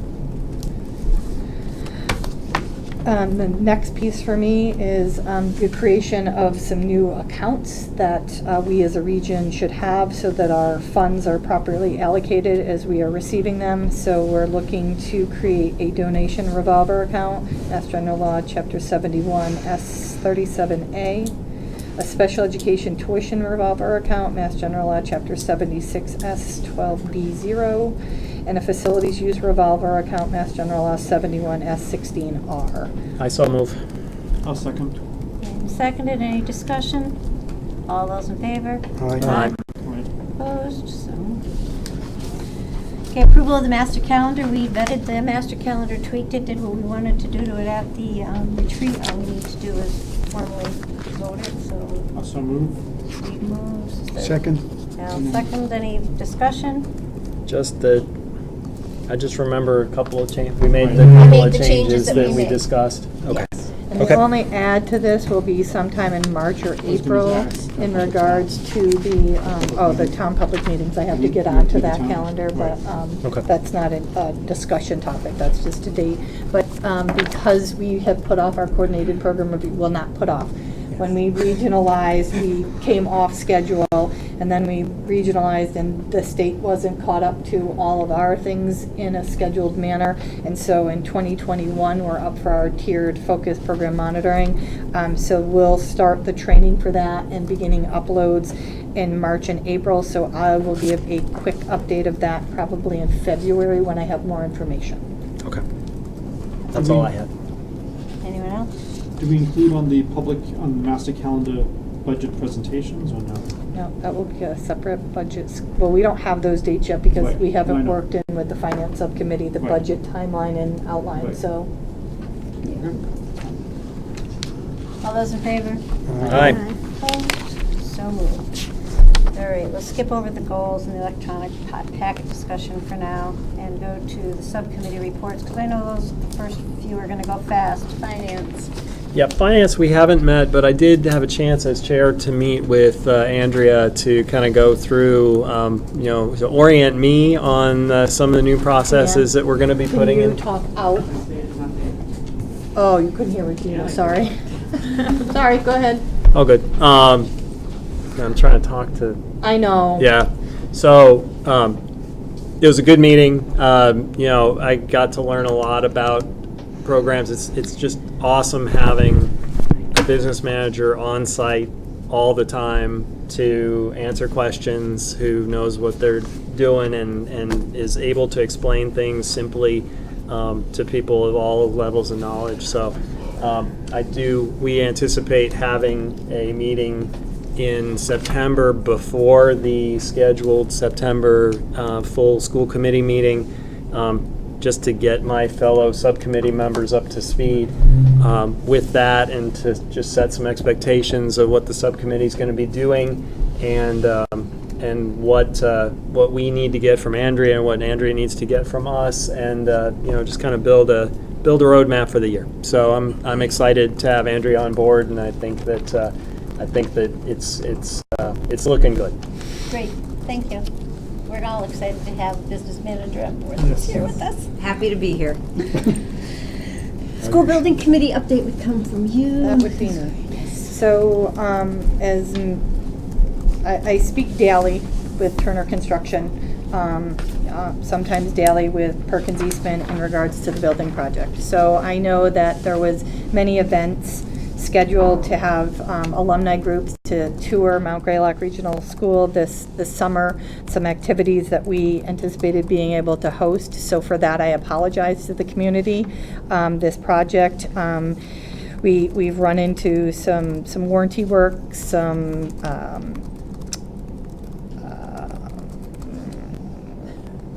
warranty work, let's say it that way. And so, as you can see from driving around the school, there are a lot of things that have been taken up. As you see when you walk in, there's places within the classroom that are taken apart. And so we are working, we have subs on site daily here working. We do have a plan. So last Friday, we became desperate here to get our carpet. I had two options. I could finesse the carpet manufacturer to get the carpet to us, or I could fly to Georgia and drive a Penske truck back here. I finessed the company, so we have our carpet. Portions of it have been laid today. Another team will be here tomorrow. We had to mitigate the floors, so as we people needed to know why was all the carpet coming up. So it was a twofold event that occurred. It is in the hands of the school building committee's council, so there's not much I can say. I can say that it's been remediated and mitigated, and the new carpet is going down. At no time were faculty, staff, children in jeopardy of anything. It just wasn't what we needed in a brand new building. So, and then our walkways, when they were put in, they didn't take into consideration, and we heard this as a common theme throughout the project, but we are the Berkshires, we sit on a mountain, and we have heave zones, and so if you don't put the concrete below the frost line and anchor the walkways into the building, they're going to heave. And so throughout the property, the concrete has been brought up and they've poured the last of their pours today. And will do their finish work tomorrow, so we'll have our sidewalks in place for the first part of next week, which will then give us egress and front access to the building. The second piece of things that they're working closely with us on, because you'll see some of our landscape is dug up, and so we have been working with Turner and Perkins Eastman with the landscape company to come out here to fix the product that they provided that has died. It didn't survive a winter here, and so they'll be coming to clean that area up. And we'll have discussion about the meadow mix out front that is not really meadow mix. There is a lot of weed infestation in front of that, so that'll be cut down and reseeded so that we have a proper entrance to the school, as well as the median island as you come into the school. So we are, I was sitting the other night wondering, am I going to sit where I sat last year and have to say to families, I'm sorry, we're not going to be able to open on time. I am saying to families, we will be opening. School will be here on September 3rd, and this building will be back in shape. If we have to work around the clock here with the subs, they have committed to being here around the clock to work. So we are, again, I apologize to those organizations that had plans to come tour. We do plan to be able to open the school up the last week of August for at least student and family tours for new families to the community. We have not lost hope on a ribbon cutting, and we do know that we need to open the school up, although it's been open and many people have seen it, formally open the school up for tours just to talk about the design and what goes on, within the walls here. So I know the project is late. But I'm working with the administrative team here to make sure that what's turned over to this community is going to last you another 50 plus years. And so it's been some rough, long days, but I'm hoping that, people understand that next summer maybe we'll be fully open for business, but I have lost hope on some of this. And so, but I do know school will be open on time. Thank you. We know what we've been going through, and we do appreciate the long hours and time that you and Rob and others behind the scenes have been putting in to make sure this happens. So, thank you. Any questions or anything for Kim on your report? Okay, policy.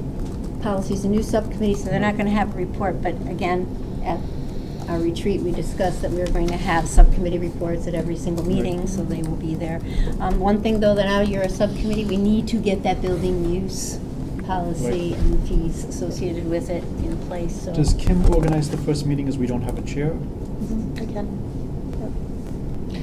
I do want to circle back to the building, because the guys that are here now is a different team of players that we've had, and so we have a new Keller team who is really, they're working with us. And they're asking questions. So I have to commend the guys from Keller that have been on site. Jarrett and Corey have asked the questions. So when the slabs went in and they were questioning why were we repeating history, they called it out, and that's what that RFI process was supposed to be about. We have, Will from Turner Construction here who is overseeing the inside stuff. So it's a new lineup of people that we're working with, and I feel like I have to publicly thank the ones that are putting in some long hours to make it right and question, the GCs and the design team in regards to when they see something wrong, because those subs don't often get recognized. But I do need to recognize them for that. Okay, thank you.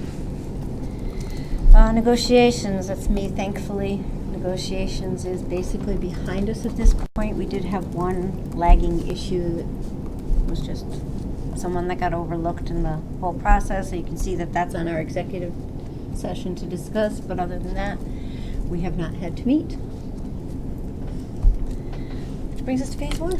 Phase 1 met at 4:45 this afternoon, and we basically reviewed where we were. The community knows that we have made extensive efforts to find properties outside of the campus of the high school to serve as a potential home for district office. We have looked at just about every available property that we thought had a chance of suitability. We, the subcommittee, have come to the conclusion that none of those properties is going to work in an affordable and efficient way. We therefore have come back to the idea of building a building on the high school campus. Many will remember that we asked for bids on an initial proposal. The resulting bids were more costly than the subcommittee, as it was then constituted, had initially anticipated. In response to that, we have worked together to try to find more cost-effective alternatives to meet all of the goals that we've tried to set with that building. The result has been to divide what was one building into two, one to hold district office and to serve as storage for necessary attic storage for necessary items related to the new building. The other to be a more cost-effective way of housing external equipment and also serving as a home for the ski team. And so we discussed that plan today, and the recommendation that subcommittee has for this full committee was we asked for the superintendent, the assistant superintendent, to work with our architects to come up with bid documentation with the expectation that that we'll come back to the full committee for either for its September committee regular meeting or at a meeting between now and then to ask for approval to go out to bid. Christina, Regina, anything I missed or, oh, no, that's it. Any questions? What's the decision about the bathrooms? The bathrooms will remain an ad alternate to the bid as constituted. But it gets plumbed either way, you know that. So again? They're gonna plumb for it, and it'll be capped. So the plumbing is part of the main, will be part of the main bid. Going beyond the plumbing to actually install everything we would need to have functional bathrooms as proposed is the ad alternate. Okay. I'm sure you'll work it out. Anything else for him on phase one? Phase two. John's here, John is so here, I'm. so I was going to, I know. okay, beat me to it, You're Dan. the chair, John, so it'll make you wake up. Okay, so Dan, anybody, I have 3 subcommittee members, part of the school committee, so feel free to chime in. And I was very pleased Andrea could be there today, thank you. She had some great input. I thought it was a very constructive meeting. Ann O'Connor was also at the meeting. So basically Art Eddy was there from Traverse, I keep calling it Traverse. He could not be with us at the forum. He is our principal architect working on this with us. He answered many of the questions we talked about and came up at the forum. The principal agenda item we addressed at first was the update on the bid process. He had a very good meeting with Andrea earlier in the day. I gather he did end up meeting with Kim and Dan too. And so he outlined where we are with that, and you please chime in if you, because I wrote down what we had talked about there. But basically the bids would go out on August 21st, which is about 2 weeks from today. It's Wednesday, 2 weeks from yesterday, Wednesday. That process would result in there'd be a pre-bid meeting on the 27th where they answer questions and so forth for those interested parties in the project so that everyone's clear on what the scope is. And then we'd receive those back by September 4th. And at that time, this is an RFP, so there's no commitment to it. But it is, it would be a bid process there. And yeah, was there anything else specific to add on that? But that's those are the kind of key dates in it. You did great with that. The one additional day is on 8:30. We'll have a pre-bid meeting on 8:27, but any questions that come up will be answered by 8:30 in Okay. time for the September 4th September opening of the 4th. bids. I'm not sure which day of the week that is. Okay, so that, and then that would come back to the subcommittee, and then we go to the school committee. Is pretty much how I understand the process. Correct? Questions for Okay. John? Just the FAQ Yeah. sheet? Do you want to talk about the FAQ sheet? Yeah, and then I was going to do that next, but chime in on that too. So that was was the first agenda item, and then the second item was the FAQ sheet. Kim appropriately and thoughtfully asked Art and the subcommittee, wanting to be responsive to the concerns raised at the forum, developed an FAQ. Art did an outline. I worked on this with him. We shared a working draft at our subcommittee meeting because I want to get the committee members' input. That was a really constructive conversation. It was quite thoughtful, covering a number of things. A couple key things I want to outline. First of all, there was a lot of talk on the track. The track's kind of gotten lost in this picture. It is an ad alternate. We probably spent 15 minutes talking about it. It does have, Lindsay, correct me if I'm wrong, still the maximum number of participants from the student body are in track, I think, as a sport. It's like 100, maybe even over. Right, you got the numbers right there. So anyway, that has gotten somewhat lost in the equation. It will be done as a bid alternate. We're hopeful, and perhaps with some incremental fundraising, that can happen. Then there was also, we covered the matter of, Dan, and you should chime in on this, it was your question, but it was a really good one. One of the concerns is that Traverse, when they were here with Justin and so forth, are committed to just doing a synthetic turf field. And that's not their case. They have no vested interest in whether it's synthetic or grass. Art said, that doesn't, he gets no reward regardless of which it is.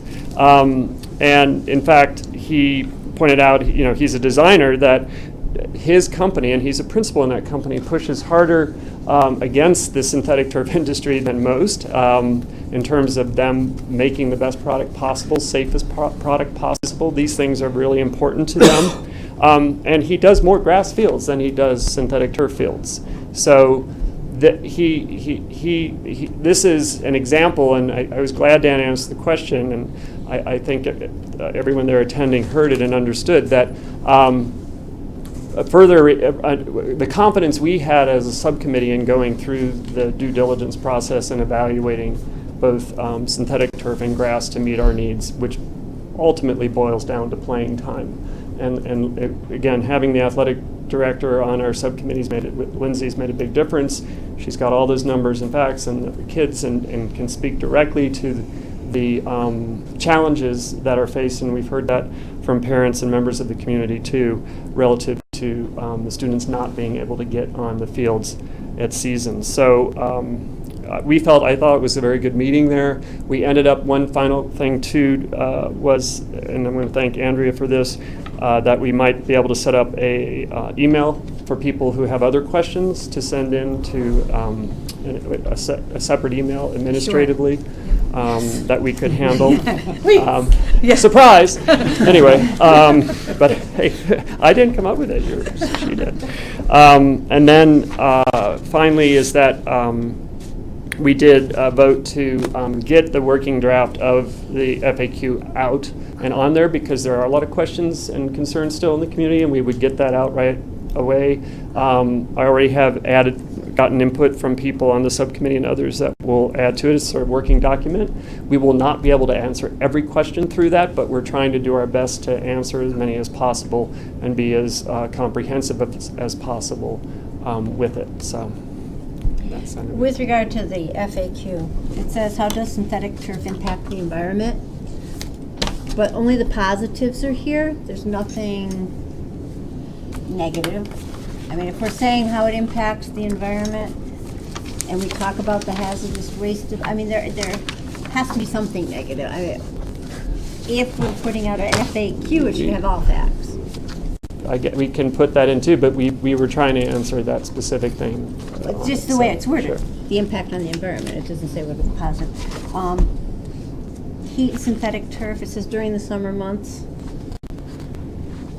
I would argue it's September, October, May, and June as well. Not just the summer months that we get hot enough. Has to be over 95 degrees before that's their Before it's guidelines. too hot? For the turf. That's what Art students to be indicated on it? today. But Lindsay reminded us that, it's not going to matter if they're on grass or synthetic turf based on the new Can MIA you say that at the policies. microphone? Thank you. I mentioned it at the forum, but the MIA has a new heat modification policy that coaches will actually have wet bulb meters that measure temperature, and the MIA has a sheet above 85 degrees. These are the modifications you have to make between 74 and 84. These are the modifications you have to make. Sometimes it's just, okay, you have your practice earlier in the day or later in the day. A lot of it is how many breaks you take, how long they have to be, what constitutes a break. So it's not just, okay, stop and go. It's access to water, things like that. So if the turf is ever too warm, then they don't practice on the turf that day.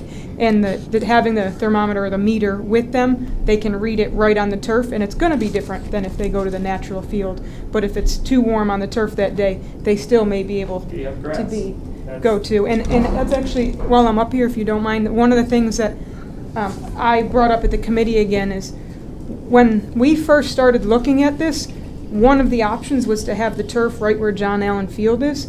We went against that option because we still want the ability, the access to that natural field. We just needed a second field to be able to help us out in all those cases where that one can't be used or things like that.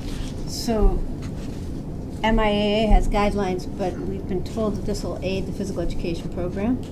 So what about for the students in the classes when it's, what are you going to use to determine it's too hot? Because I happen to teach phys ed at a parochial school, and I don't have grass, I have pavement, and it's too hot in May and June to have them out on that pavement. I don't have any say in the PE department, but I can easily work with Mary if it's something that the school likes and have the PE staff have something very similar, make sure they are aware of those modifications. Honestly, common sense is a lot of it, and I believe that they would do the same thing. If it's too hot out, they come up with a different plan that day. But I'm not part of the PE staff, but I'm sure it's something that if in fact this turf hopefully does come to be, it's something that we work with. It would be a concern for me. Understood, yes. Educational. So if we know that a governing body who oversees athletics has these regulations as a school committee, then we can just adopt a very similar policy so that there is no push on Mary and no guesswork in it, that this is what it is, and as MIA changes theirs, we could update ours, but it's the same as with MASS. If they tell us something because of best practices and general laws around it, then we should follow the same guidelines as it comes for kids out there for gym classes. But if you look at it that way, though, I just think the heat factor is different for a student athlete than it is for someone in a physical education class. An athlete has no problem going out there playing soccer when it's 10 degrees. They don't care. They're out there playing. But a student in a physical education class, The length of time is one effect too. A practice is going to be 2 hours. PE, 30 minutes is their maximum outside time because they have to get back in, change, and get to their next class. So that would affect it Regina, as well. if I may, I feel like your question seems to assume something that I don't think is a correct assumption, because at least my understanding of what members of the physical education department were talking about was we currently have opportunities to take kids outside during a period of time when the grass fields are in a good enough condition to handle it, and that covers most of the time that you're talking about. It's summer months, it's later in the spring, or it's late enough in the spring that things have dried out a bit, and it's warm enough but not too hot to handle things. It's early in the fall when things are still warm. Hopefully you've gotten a little bit of rain, so that the fields are in decent shape. Really where the turf field was going to open things up as far as the calendar was concerned was in those shoulder seasons in November, early December, before the snow falls, but after the grass has kind of gotten into, a muddier or less comfortable state.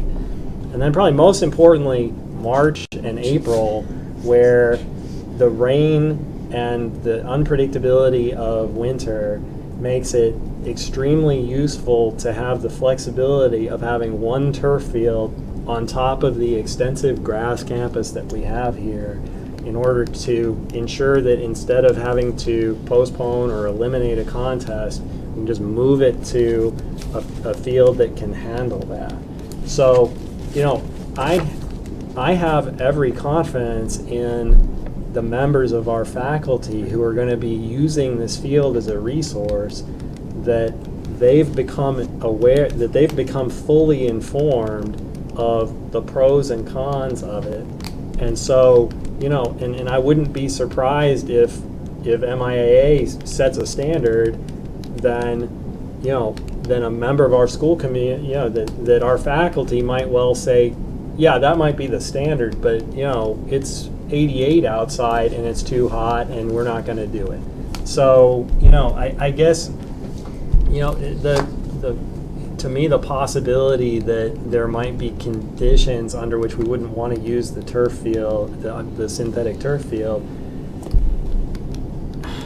like I don't want that, I don't want that necessarily to be definitive about, well, okay, there's a possibility, there's a hypothetical situation you wouldn't want to use it, therefore let's not do it at all. That's it, so I just... Perhaps I misunderstood you, John. You said this FAQ is going to go up for people to see, parents to read. I'm a parent. I want to be assured, just by reading this, I'm not saying don't do it or whatever, but I'm just saying that you may not want to say during the summer months if it's too hot. I'm a parent. I want to be assured that during any time, if it's too hot. Don't play on grass. Yeah. That's all I'm saying, is that you may not want to say during the summer months. You're going to have PE out there. You've already said that students are going to use it. You want people to be assured that just because you're not an athlete, we're going to fry you. So I guess, Regina, what I'm hearing you say is that we should say explicitly things that we on the subcommittee probably have come to take for granted too much. That our primary concern is safety. That the idea of this is to have an additional resource that's available to give us flexibility, not to suborn or replace something else that is equally valuable to us, that we intend fully to continue to use to its fullest potential, and actually hope that we'll get more potential out of it because of having these alternatives there. And that's a useful reminder to us who've been knee-deep in it for going on 9 months now, and we know backwards and forwards a lot of the things that have been going on. And so it's a good reminder to kind of step back and to say, look, not everybody knows anything about what we're talking about. And so maybe we ought to put some of those reassurances into the FAQ that say, hey, we know some people are concerned about this. We don't think it's going to be an issue, but when it is an issue, this is kind of what we have in mind. So that's basically what I was just trying to get at. Okay. Anything else for you? Let me just add, it was very valuable to me at our subcommittee meeting at 3 o'clock this afternoon to have Ann O'Connor and Elaine Murphy there with us, because I felt like it was an eye-opening experience for everybody involved. I hope Ann agrees, because I don't necessarily think that on the substance, I think people will have their opinions about things, and that's, as far as, how they weigh and balance the pros and cons of all all the things involved. You know, I don't necessarily expect all of those opinions to change. We're not going to get 100% agreement throughout the community, but what I did leave that meeting with was a confidence that at least everyone had a greater comfort level about the process that the subcommittee went through and the resources that we tried to tap in order to make a fully informed decision. Because the question that John was talking about, you know, when I was at the public forum, I just got the impression in some cases that, you know, that some people thought that the subcommittee had been taken advantage of by a third-party contractor whose only goal was to sell us a synthetic turf field and who had to like pull out all the stops to convince us that it was the only way to go forward. And that's just not the case. And Art did a really good job of explaining just how wide and deep his expertise is, how much he's been able to do with not just synthetic turf, but also with natural grass. He's going to help us out, you know, no additional cost to kind of help us through some of the challenges that we faced with the grass elsewhere on campus. That we intend to keep and that we intend hopefully to improve the quality of. So, you know, to me it was a great meeting. It was a first step, I feel like, towards, you know, coming to, you know, it was just a good step forward. I agree. Thank you. Anything else? Thank you. Phase 2 field discussion. First, I just want to say that the word vote does not mean that we need to vote something tonight. But if there's anything within this discussion that we decide we want to take a vote on to move forward, the word vote needs to be there in order for us to take that action. It doesn't mean we have to take any action. But without the word, we can't. So, Phase 2 field discussion. We had the forum. We had presentations by both sides. We need to honor that forum by having discussion here regarding what was talked about at the forum. And I'm going to open the floor. So, I have thoughts. Okay. But it would help me first if they're willing to hear from folks who are not on the subcommittee, because I think that their view, you know, the views of somebody, again, who hasn't been knee deep in this for the months that we've been doing it, I think I want to get a sense of what they took from it so that I can kind of see where we are. So I'll make that request. Well, that would just be me, Christina, and Allie. Allie could not be here tonight. Oh, and Jamie. She did, however, send me an email, which I haven't fully read because I didn't want to read her information before the meeting. She has comments on the goals, which I haven't looked at, but she also had a statement about the fields. If the committee does not mind, I will read it. I don't know exactly what it says. And you'll know Allie's thoughts. No Yes? objection. Yeah. Okay. On the fields. With huge thanks to the subcommittee and the engagement of the community on this topic, my view is that there are still a number of unanswered questions that make me uncomfortable with definitively moving forward with a turf field. The potential health concerns of crumb rubber are significant, even in the absence of scientific evidence that shows toxicity to teens from normal exposure. We simply cannot rule it out, and being wrong about this could have a detrimental impact on our students. I am not comfortable with that risk. Also, I don't believe we have fully explored the potential environmental ramifications. It's important to think about runoff from the field into local waterways and impacts to wildlife in addition to off-gassing, lack of carbon sequestration, etc. From what I've heard, unless I missed it, this has not been investigated and could be a reason alone to avoid an artificial field. Notwithstanding these potentially significant impacts, I feel that ultimately we still need a clear picture of the financial implications of a turf field over the long term. We know that there are significant costs related to the upkeep and replacement of the field, including hazardous waste removal, and I don't believe this has been built into the budget. We would need to ensure that the district has the funds available to properly maintain a turf field over time, and we won't be caught flat-footed with no funds in an unplayable field at some point in the future. At the same time, we have talked a lot about a well-managed organic grass field. This, I believe, is ideal. Do we have the staff and resources necessary to ensure proper maintenance of a grass field like the one in Springfield so that it is reliable and safe? We do want as many student hours on this field as possible. It seems that even some proponents of a turf field would support a grass field if it was consistently playable and well-managed. But will we be able to do this? I hope the answer is yes, but I haven't heard it discussed. Feel free to share these thoughts with the committee as appropriate, and sorry again for not being able to attend. I didn't know we were going to do this tonight. I have some feelings about the forum that I have some negative feelings about the forum. And we keep on going over this over and over again. I received, I guess I hold 18 emails. Okay. I responded to the first two. Thank you very much for your course. But obviously, then the same emails started coming. Of the 18 emails I received, 17 of them started out by apologizing that they did not go to the forum. So what if they did not go to the forum? They didn't get both sides of the issue, and including Ally. Ally was there. No.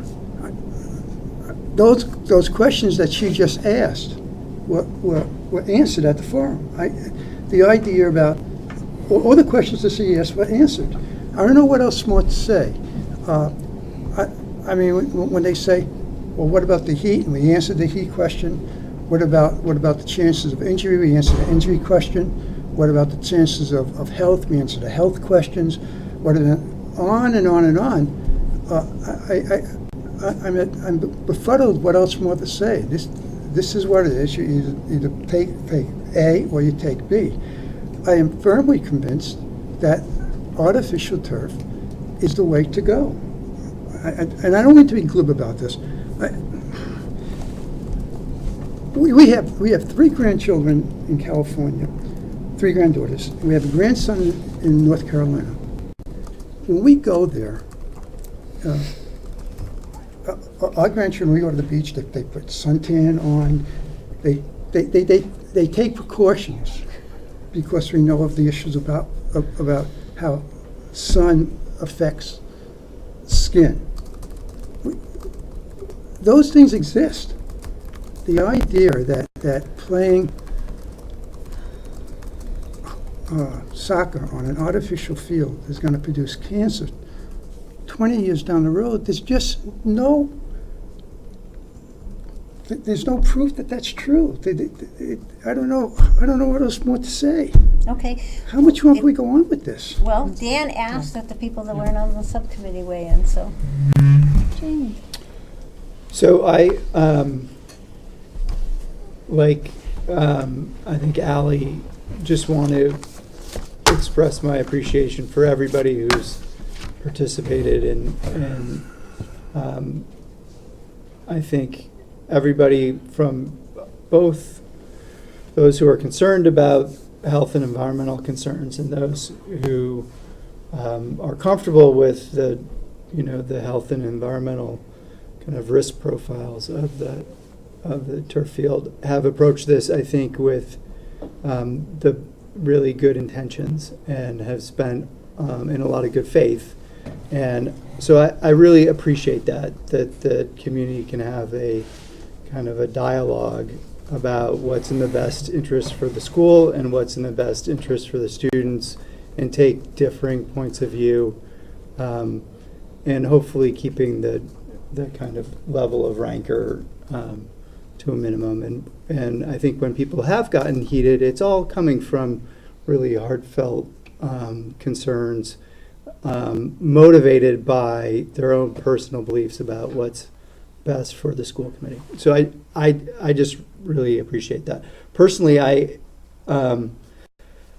think the health and the environmental kind of concerns, I actually think there are a lot of unknowns, and I think that it's a complicated question on what the environmental impacts are for turf field versus national grass.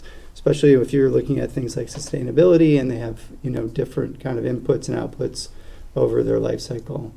For me, I have kind of one concern that I would put in the kind of environmental bucket that I don't think anybody's really addressed to any big extent, and that's whether the synthetic turf field sited where it would be proposed to be sited would have a risk on our water supply. So we know that we've lost the water supply in the past. We know that, I believe we know that the perchlorate profile associated with that contamination came from fireworks. So we have a situation where we at least have past experience that our water supply is susceptible to chemical contamination by recharge on site. So one concern I have as a school committee member is making sure that whatever we do with the fields, whether it's improving the natural grass or going down towards an artificial synthetic turf field, doesn't jeopardize our drinking water, because I think we have to put that kind of concern foremost. I have a lot of curiosity and still some uncertainty about what the cost is. So I think going out to bid and getting some numbers on what the turf field project would cost is an important step to be able to kind of make an informed decision about what we're getting into.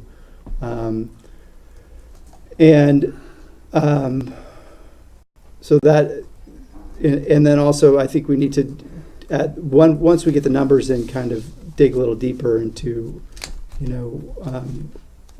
what the impacts of that project would be on the use of the capital gift and how much, money would be left over in the capital gift and what the cost implications to that would be in terms of how much money would be available on an ongoing basis and also for the phase one, right? So we kind of have a situation where phase two is now further ahead than phase one. And I don't want to lose track. They're both important priorities, but I don't want to lose track of what the big kind of potential hits would be to this, kind of one pot of money. And then my kind of final, I don't want to go on for too long, but my final thought is, look, even if we have an artificial turf field that's being presented as part of it's not entirely to the exclusion of natural grass. There's advantages to having both. We might use them at different times. Different teams may use different ones. And I don't want to lose track that, we should be thinking about what we can do. Maybe that we're already doing it. I'm new to this, so this may be going on. But we should get thinking about what we can be doing in the short term to improve our natural grass fields. So things for, and including and maybe even especially for the sports that won't play on an artificial turf field. So we heard earlier tonight that the baseball fields had a lot of problems with rain this season. There's no suggestion that baseball would play on artificial turf. Do we need to be doing something in terms of aeration and fertilization and overseeding and top dressing of our natural grass fields to improve their playability? And is there a way that we can be thoughtful, especially now if we're not playing football on Mount Greylock's campus next year, about how we might have more flexibility in terms of how we improve fields. There might be an overall less use in the natural grass fields. And I think as part of our overall looking at our athletic fields and our wonderful camp, and we're truly blessed as a school district to have this expanse of flat, playable, hopefully more playable in the future, grass so close to the schools. What can we be doing while we're trying to sort through the turf field issues to make our natural grass more playable. Thank you. Yep. Christina? One of my favorite things about going last is so many people have already expressed the things that I want to express. So I do echo a lot of Ally's concerns with environmental impact and your concerns with water. One of my questions, and it may be answered in the FAQ, I don't know, but I've been thinking about leagues and how they play, and are there going to be issues with play in leagues where one town refuses to allow their team to play on artificial field, and if we've already created those schedules, what is the impact on that? And then my other questions are sort of like simple things. Are our student athletes going to require 2 different pairs of shoes? Are they going to need turf shoes and cleats because they're playing on 2 different surfaces? And sort of like those teeny little details that will have an impact on the student body as a whole. The answer is no to that. Our student athletes presently play on artificial turf, and they don't wear different shoes. That was brought up at a meeting, and we discussed that extensively. So I don't know what to tell you about that. I mean, are we going again? That came up, what? I can answer some. Oh, I'm sorry. Yeah. Sure. Committee, yes? Yes. No objection. As far as the league schedule goes, actually all schedules are pretty much set. I've never had in my 11, 12 years here have a school say, no, we're not going to play on turf. Most of the time they would prefer to play on turf, especially when there's a chance that they travel all the way here and get to our grass field and it's not in proper condition. But if you look at this past year, there was enough times that we were scheduled to play on grass, but last minute we had to switch to MCLA or Williams because they were turf fields. So they are already coming to play on turf home at Mount Greylock frequently. So it won't affect who we play. Honestly, I think there are probably some schools that would much prefer to play on a turf field, especially in the spring, early games. We'll be able to get more of them in. I know in lacrosse schedules, I always want to schedule games in the Valley because they have turf fields early in the season because that gets those games in. So it may actually help our scheduling.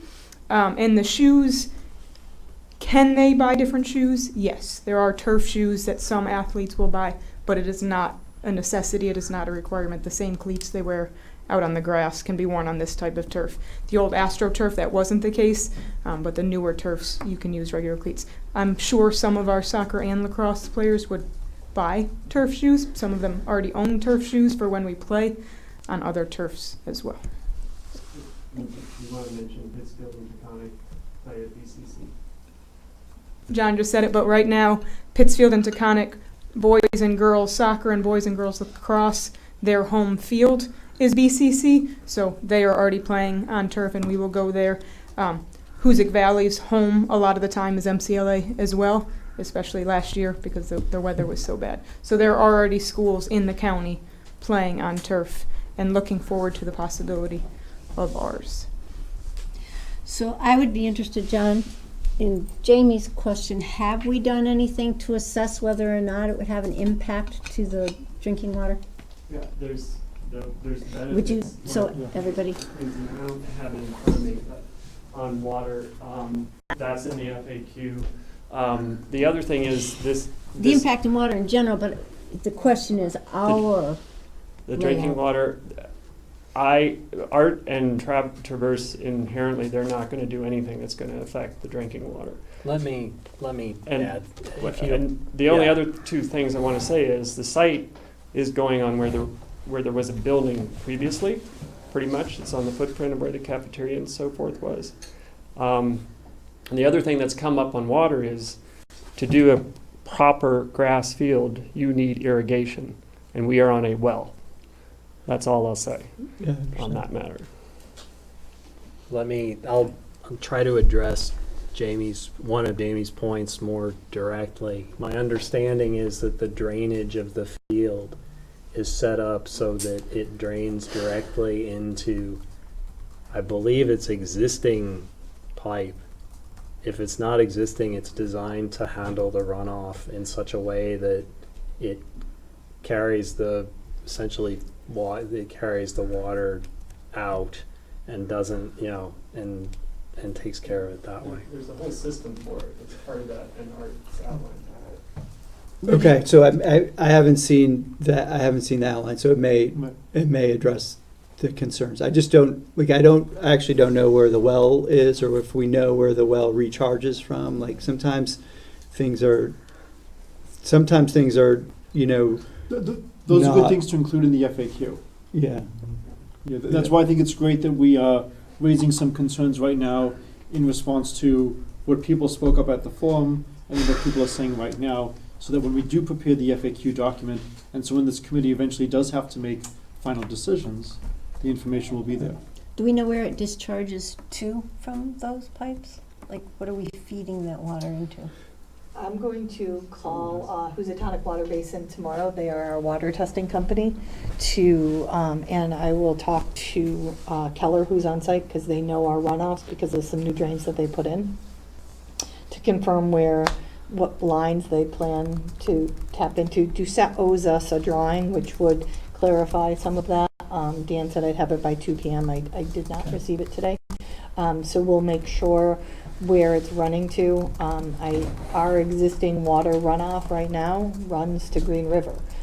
So that is, you know, something we have to know. Like, so it's not contained here. It goes down under us through the apple field down into Green River. So we have our water's tested by a company, plus we test daily for the things that we need to. So I can ask them, like, what should, you know, is there things for other areas that are on wells that have to be tested water sampling wise? I mean, I can talk to them and gather that information, because we did have to close the 2 wells that were here, because the only thing they would have ever been good for is to water the grass while our children play on the grass. And so they've been capped as part of this project. So there is one working well on the property. Sorry, the water is just a sensitive subject. I've been, from my Clark days, and trying to bring a water main down here. And wanted to do that at the community apparently, even though that would have solved a lot of problems. Another thing that Jamie brought up that I think we should have conversation around is the existing fields that we do have, and organically managing them, and maybe starting a process for that, and getting, I don't know if we bring someone to. Yeah, so what we want to begin with is, it was talked at the forum, is to bring in an outside, you know, like UMass students can come in and soil sample. We know, just based on some of the issues that we've had here, our water has drainage issues. It has some clay barriers to it, and hence all of this, you know, outside construction going on. So we can, you know, I can have Tim Sears reach out to the UMass group, come and do some soil samplings to see what the ground is made up of. Our current landscape person is able to aerate and overseed. That when I met with Art today, because he was helping with a couple other things, he gave me clear instructions on like when you can do that, the seeding season. So it's too hot right now, give it 2 weeks, you know, so 3rd week into August is when we can get out here, aerate, overseed, in order to, and I spoke with Saratoga Sod, who put the sod down on the field, the John Allen field, and so they gave some instructions on what to do to, you know, bring that back to life. If it means bringing in a short supply of water for a period of time, so that when we aerate and overseed, we can water, and you run the hoses and the sprinklers and put them on timers, we can do that in order to get them up to playing grass fields, because we're going to need to do that regardless, because the turf isn't going to appear overnight, and we need these fields in better conditions than they are. So Tim has been focused on the elementary schools, just getting them into shape with some of the bigger projects we've had. So him and Brandon, who is one of our custodians here, will shift their thinking process on making sure that we get this scheduled with Ray and water supply to work on the fields. I know Brandon has been out in them the last couple days, beginning to pin and stripe them, so I'll get some feedback from him on what the conditions of the grass is in those areas. Well, I remember Ray saying at the forum, the windows, that it is. It's So I coming. don't want us Yep. to wait until September to Nope. make this decision. Yeah, We so have to- that, we're going to be doing that regardless, just to get them, because we have to use them for athletics. So John Allen needs to be aerated and overseeded and watered. As soon as that window, you have to measure the night temperature of soil. I've learned a lot about this. Yep, so we're not there yet. We're not consistently staying cold enough in the evening to do the aeration. So they told me about another week to 10 days. It sounds like we have this perfect opportunity where we are experiencing so much rain to get our kids and our science to figure out how to capture the rain and We did reuse talk it about to, that. So that is still an to option water here the to do a fields. a water runoff, the Collection rainwater, system, yeah. to you do something with the fields. So we've had this conversation before when we had the water just running down the parking lot. So I can revisit it for something future that can be added on here with catch basins to do that. Because we know we're gonna always need water out at those fields. Mhm. And short of doing another well out that way so that we can have water, there is not much we can do, so. It is really, I'm trying really hard to kind of maintain myself. I appreciate that. Yeah, I do too. It's very frustrating for me to listen to things that we go over and over again, and to bring up what I think are red herrings. And whenever we answer a question, another question comes up. Dan mentioned earlier about our consultant. I wish you would all get to meet him and listen to the way he answers questions, the way he understands things, the way he gives solutions to things. It's very hard for me to sit there for actually Dan mentioned 9 months. For me, it's been like 3 years that I've been listening to the same arguments. And that, no one knows what's going to happen with the environment 15 years from now. I mean, if you're looking for an answer for that, then we're not going to answer that for you. James, we're not going to be able to answer that for you. I'm sorry. We can't tell you that 15 years from now the water quality at Mount Greylock is going to be great because of an artificial field. We can't do that. We can only tell you what we know. We can only tell you that we have studied this. We have asked very pointed questions to a very competent consultant. He has been honest with us. We have worked on this over and over again. I don't know what else more to say. I don't know what else more we can do to convince you that this is the best thing that we could do for our students and for the community. And it seems to me that no matter what answers we come up with, there are going to be some people that would never want us to have an artificial turf. I'll say one last thing about this organic field stuff. It was brought up at the forum that if we have organic fields, that we should have the economical thing about hiring someone who's going to know about organic fields. We have someone. We have someone already. We have someone. We have 2 people. Okay. So I I appreciate the I'm just frustrated. I'm just frustrated by the ongoing dialogue that we don't know what else we can do. We can't prove or guarantee that there's never going to be an issue with an artificial field. I But don't know what else more to say. Al, I appreciate your dedication to this topic, but everyone on this committee is entitled to get Absolutely answers to their correct. questions. I absolutely, and I agree with that 100%. they're entitled to ask them, so you need to contain your frustration.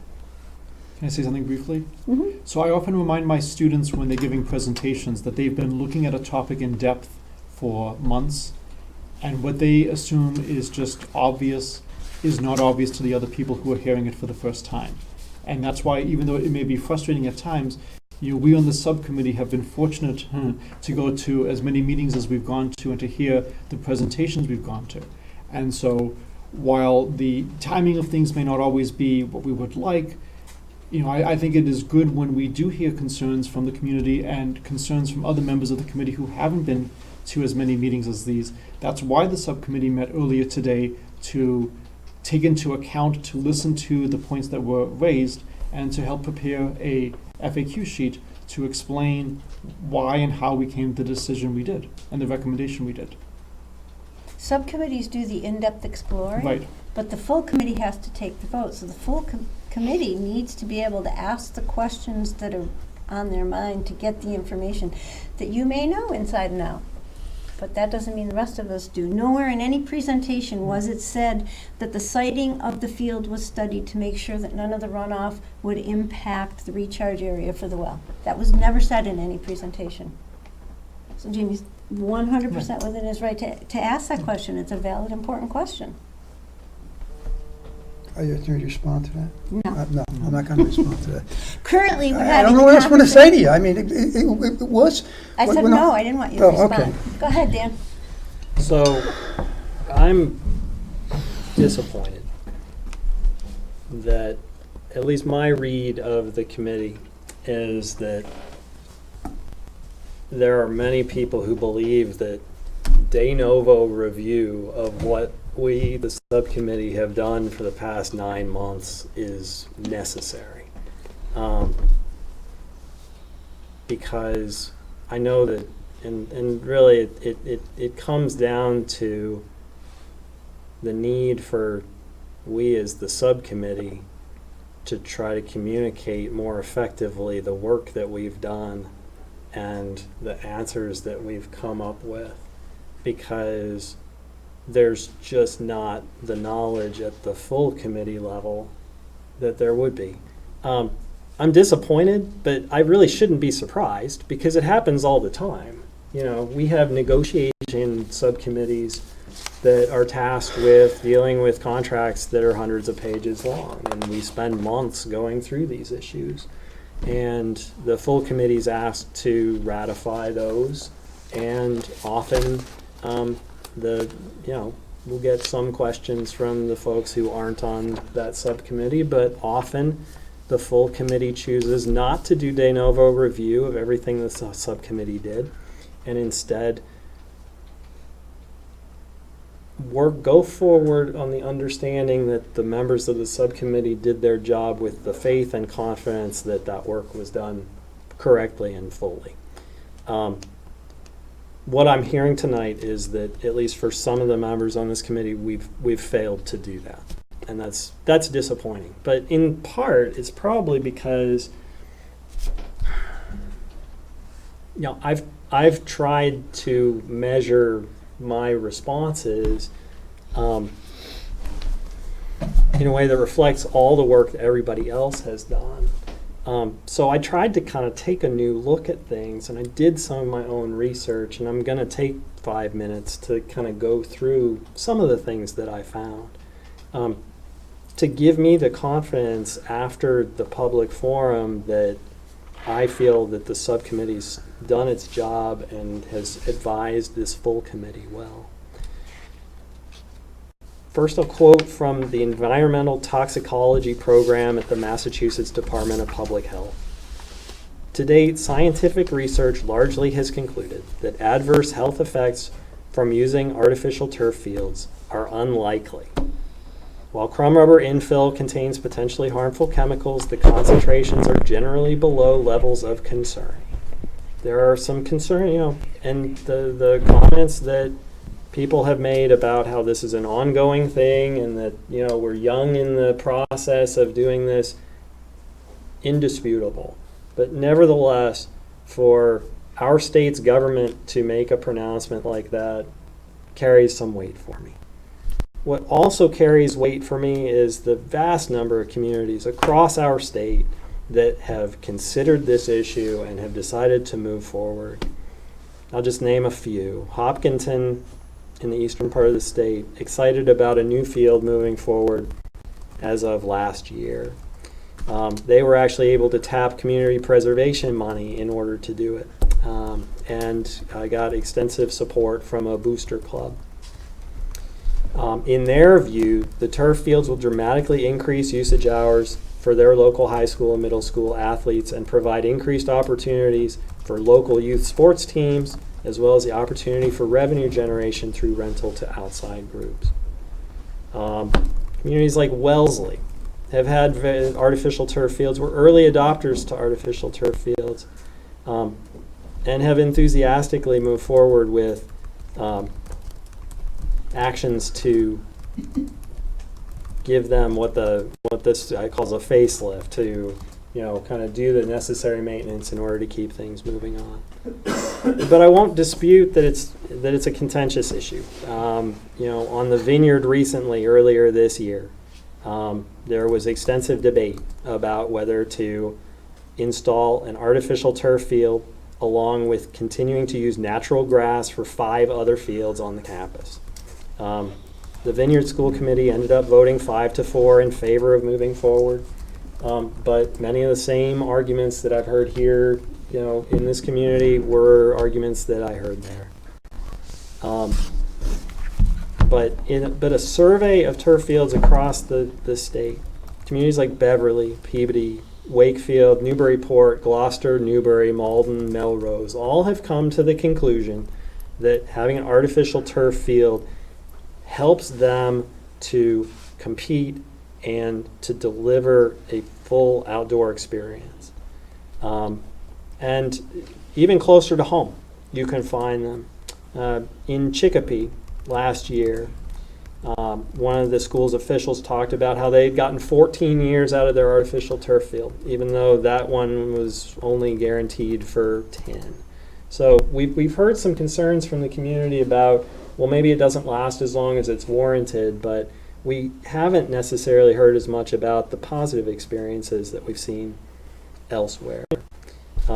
Those of us who have students on the track team will note with some scorn that our rival South Hadley has been looking at artificial turf. And even in the communities that are that some of our community members referred to as being sort of a model for organic maintenance, in Springfield, in West Springfield, artificial turf fields have been installed and are being used and are valued by the communities and by the educational and by the education. So I agree with John. We're probably not going to be able to answer every question to the satisfaction of everyone, and engaging in a debate on every single issue, it's going to take too long to be productive. At this point, we've spent enough time that at least the segment of a large segment of the community that I've talked to is interested in moving forward. And as long as, the more we wait, the more seasons that will face the same issues that we've been facing before. So, I'm comfortable with what the subcommittee recommended. I would move forward based on that. That said, if the committee needs more information from the subcommittee, then I know that the subcommittee remains ready and able to provide whatever information is necessary to put everyone at ease and to fully realize the benefits that these fields could deliver.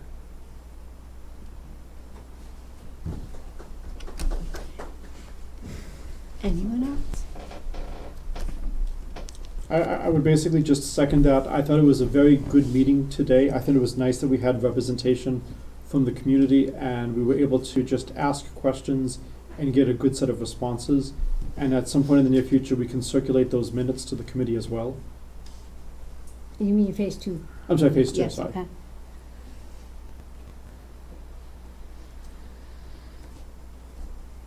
Anything else then at this time? All right then. No action at this time. We need to go back now.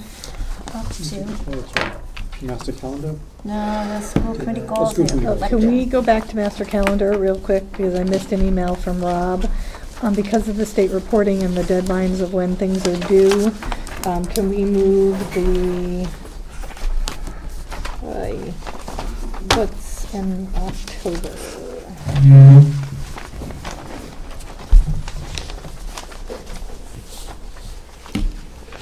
Oh, my God. Is what you wanted? Yes, thank You're you. welcome. I just put away the iPad. In October, enrollment update, and we will not, can we move that to November, please? To have the solid numbers, that doesn't give us time to close out the October 1 data. You need me to move that? Any objection?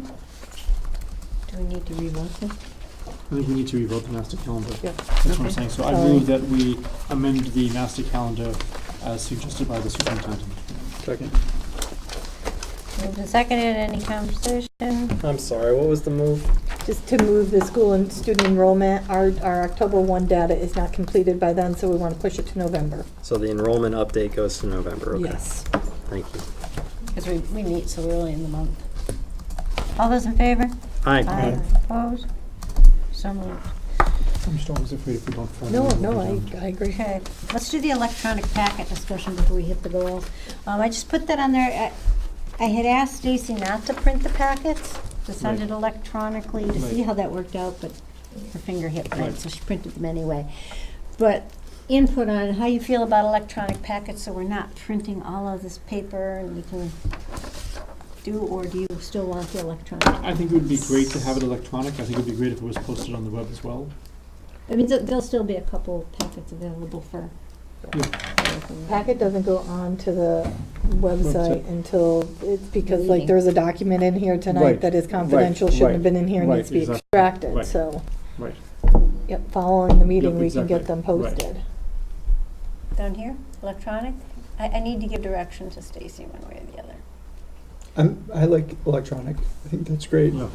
I think it would be great if, once everything is I mean, I'm not familiar with how packets get posted on the website. You would get an email from Stacy for you, for the committee. Yeah. And then once we go through the packet and everything in the packet is discussed, that the next day, we can get the packet up onto the website of And all there the are things information that in they it. bring forward at At the the meeting. meeting. Right.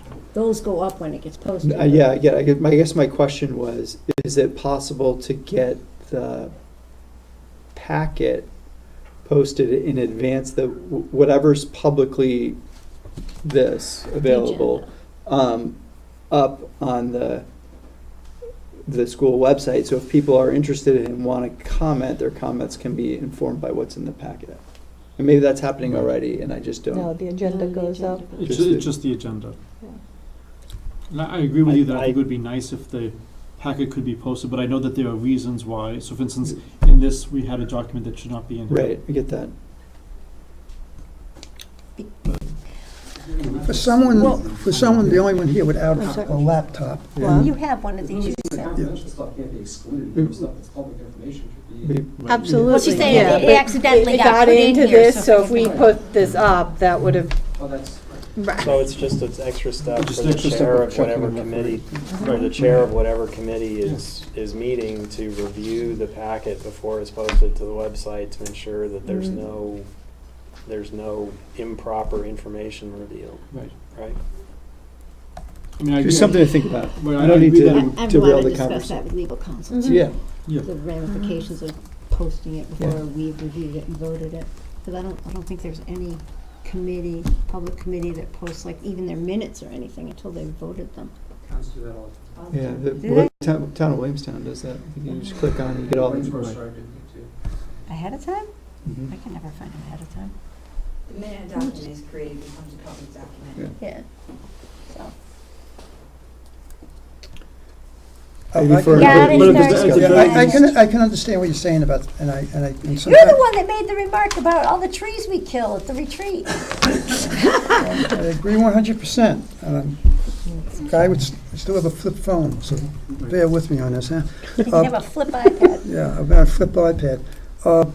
But I understand what you're saying, and I do when we get our packet, and like today there was 35 pages that I read through. And geez, 35 times 7, and well, you know, per meeting, and we couldn't add up all that stuff. And I agree. even though for me personally, it would be convenient, if the electronic thing is better, and I think it works, and the majority of the thing, I'll just read the packet online, and I'll take some notes, and then if I have any questions, I'll bring the notes to the meeting, and it won't be necessary to have a packet. But I do personally, and I understand, I like the paper, I like taking notes. Well, I am going to know. have her still print the agendas, because it's kind of Right. hard Yeah, the if you're agenda, going okay, through the the packet to agenda know where is you on- are if you don't have the But I agenda. understand things about the packet, and I enjoy the packet, but I'll go with the majority of vote on this if they feel that electronically is better. It's not a Fine. vote, it's just Yeah. input, but. We have an iPad for you, but Yeah. I know that we changed so many things for you, and learning your new email address was a lot. We can prop the iPad there and get it all set to go Yeah, just for like you, mine. so you can see your packet while you're sitting there, and we can assist with that. Well, that's not necessary. Okay. And I appreciate the sarcasm, but, I mean, I just. It wasn't sarcasm. Do I have to pay for that, or is that free? We have it. Yeah. Like, we have one for every school committee Yeah, member. right, We yeah, didn't set I yours know. up. I'm agreeing with you. I'm saying that I'm not going to fight you on the electronic thing. I'm saying I understand the advantage of having a packet and the advantage of seeing the paper.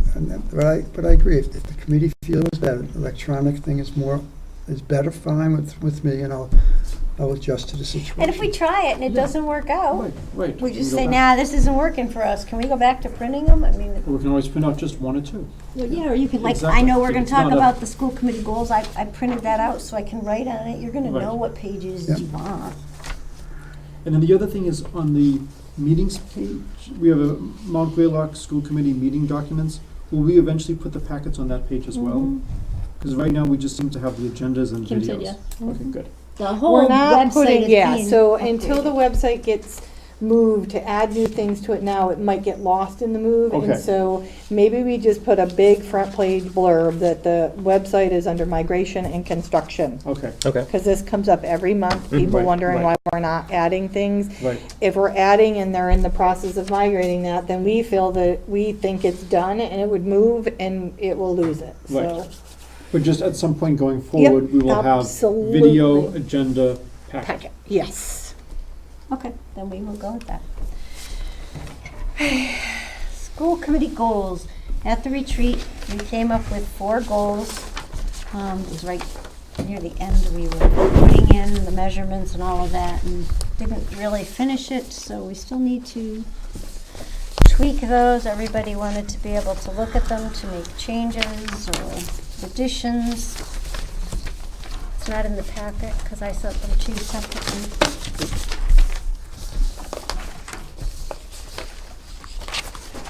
Ally had a lot of suggestions, it looks like. I don't know if I can read all of her writing. What's in the packet, though? I don't know, is it in the packet? There was one in the Oh, all packet. right, good. I didn't see it in. It's at the end, towards the end. I'm gonna take it from all of them.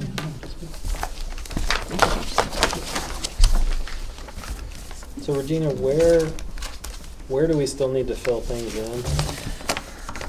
I'm not sure, we filled in, but we said we wanted to do wordsmithing, tweaking, or maybe additions Okay. to it. Yeah.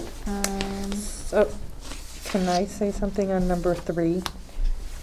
Or are you gonna go one by one? I thought we'd go one by Okay. one. Ally said, let's see, I really like the 4 goal topics and thinks these are great for the committee to work on over the coming year.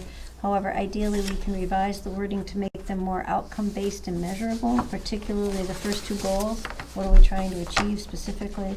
What are the issues we are trying to address? What is the vision we have for June 2020 that we are working toward as related to these topics? It'd be good to ensure we're all on the same page as a committee. And then she has specific suggestions as we get to the goals.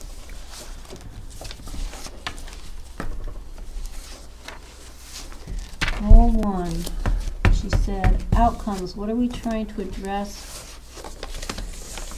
Can we measure increased support, decrease in mental health issues? We can.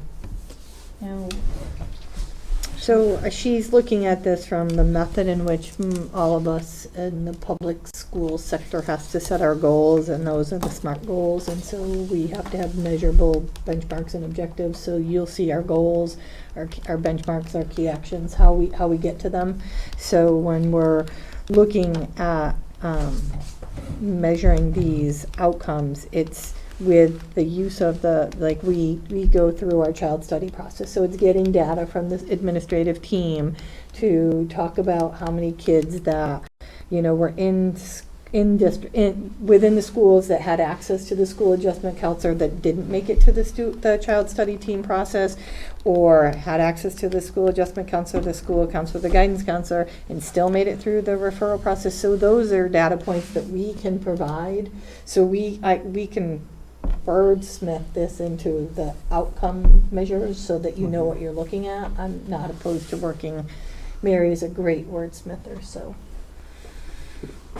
Yeah, we followed the guideline. Yep. From the MASC. Yeah. Did it the way. No, this is exactly set by them, but if you're looking for data to support you saying that you achieved this. So by June 2020, the school committee will review and adopt relevant policies and support funding for resources which address social emotional needs for all children within the regional school district, measured by policies reviewed, meeting minutes, and budgetary commitments. But reviewing policies wouldn't give you your outcomes, like reviewing data presented by the school administrative team on the students that have been identified as needing these. So we have existing policies on making sure that we have educational opportunities for all children. That's an existing policy. We funded positions. Now, what you're going to want to know is those positions that you funded in 2020, how did it help? What did it change? Is how I'm reading this. And are you committed to continue doing that based on decreased number of students that had outside hospitalizations, decreased number of students that were referred to needing in-house, services through 504 IEPs? So do we have the tiered interventions in place to support what the vision of the school committee is? So I understand this fully and can give you the data around it, and I can explain it to Allie because we know what you're looking for here. Okay. Anybody? How do you know what we're looking for if we don't know what we're looking for? You do, because you said it, but you're not going to measure it by a policy. You're going to measure it, well, you can review your policies, I understand that, but you're going to measure it based on the information that we give you throughout the course of the year when we give you updates on specific categories.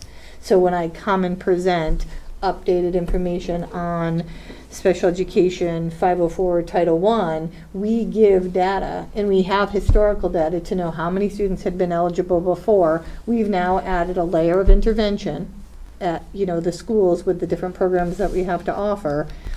Are we seeing a decrease in students' needs for these services based on the allocation of resources in 2020?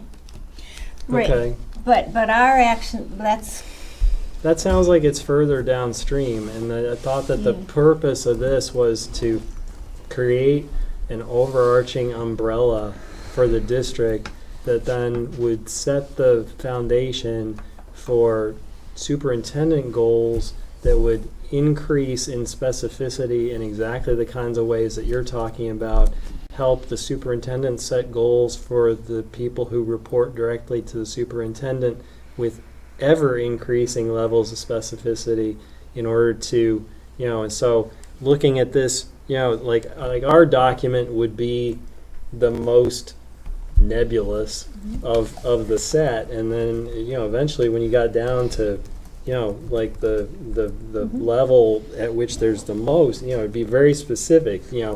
Like a professional in the school will work with this child and ensure that this child's social emotional needs are met between now and the end of the school year, as measured by all the data that you collect in order to measure that stuff. So, I'm comfortable with wordsmithing it. I just don't know how I much don't we think need it- to in right. order to, be able to assess ourselves at the end of the year and say, yes, we made significant progress on this, or we proficiently met this goal. So can. Because these can- are our action right. steps, So but can like I meeting explain minutes it is where to- we would. Right, so can I explain to Ally how it Sure. downstreams then? Because, that was one of the things that, We're gonna go this through process, going through it from start to We finish. can have Ally's Those are page, Ally's 'cause that pages. may be what all of that is. Okay, so from start to finish, this is new for this group to do these, to then set my goals, to then me work with the administrative team. So this filters to me, Yep. so I know the upfeed of what you're going to get. She may not understand that upstream of information. And I think that would be a guide that would be useful for us, so Okay. that when we later on, if you're going to do it for Ally, do it for all of us in the sense of, because it's a 360 kind of thing. I mean, we're setting the goals. Yep. And you're going to set goals based on that. Yep. We're going to evaluate you based on those goals. Yep. And so if you give us the heads up that, So hey, when this is what we're going to Okay. get, then we know what we're going to get. And then maybe next year when we've done this once, we can skip that step and go directly to what you're talking about, because we'll know what it is. So So, you'll yeah. get it when I do my goals. How's that? So I'll explain Yeah. how the school committee goals helped align the goals of the superintendent that help then feed the, some offshoot goals for the building principals based on the school improvement plan, district improvement plan, strategic plan. And that way everyone will see how it filters upward. I rely on Mary and Nolan and Joelle to get me this. I then take this and turn it into this. From that, we turn it over to you. Check the box that we've all succeeded in everything that we set out to do. That seems smart, because I think you're going to have to do that anyway. Yep. And so to me, if we've given you enough in our retreat-addled, Yes. thought process that you can translate it and understand it, then I Absolutely. think that we've succeeded. Right. And if there are questions that it's like, no, this isn't enough to give me what I need, then that's where we need to wordsmith so that we're sure that you're on board with what we have set. So 1 and 2, completely fine with, know what our professional development plans look like, know who we're bringing in to be addressing this, working with Mary here more so at the high school in regards to curriculum alignment. So I'm good, and/or if we bring in the curriculum director. So 1 and 2 completely can manage. Okay, don't move on. Is everyone else set with the wording that we have for 1 and 2? Yep. Okay. Go ahead to 3. 3, my only concern is by June 2020, the school committee will successfully. Well, we talked about that, and we said we may not meet that, but But that's it's, not a I fail. don't want it, yep, what I don't want is measured by the verified MSBA closeout process.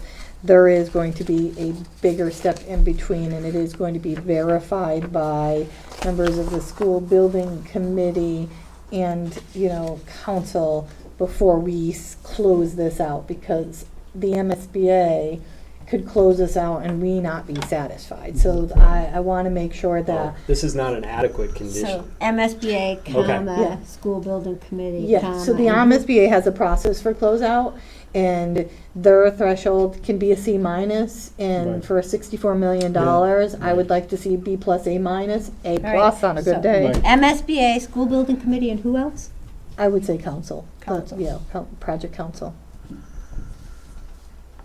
No objection. Yeah, All good? all good. Okay. How about 4? I'll read the 4 goals when we're done, just so everybody in the world knows what we're doing. I won't read the sub stuff, but, Thank you. No, this is fine. all right. There's just one word in here that I don't think was supposed to be here in the second bullet. Do you want me to project? Website work group to assist in foster distribution. Oh, yeah. Is That's it not what- and? I don't know if it's assist and or it's just assist in distribution. Assist in. Wait. I have my paper here. I wrote really fast and I type really bad, so the combination isn't good. was the only one that got me tied up. I wasn't sure what our. Communication plan improvement, bullets, no, it doesn't say. To assist in distribution and ease of access, I guess it's just distribution. Remove foster. Maybe it was to foster distribution. Maybe it's to That's at assisted night. distribution and foster the ease of access. Yeah, and. I like assist in distribution and foster ease of access. Yeah, those I two know the word combination. foster was there somewhere. That's what you were really thinking. It was. No, you just got switched My in the, brain was in the messing with my typing brain editing.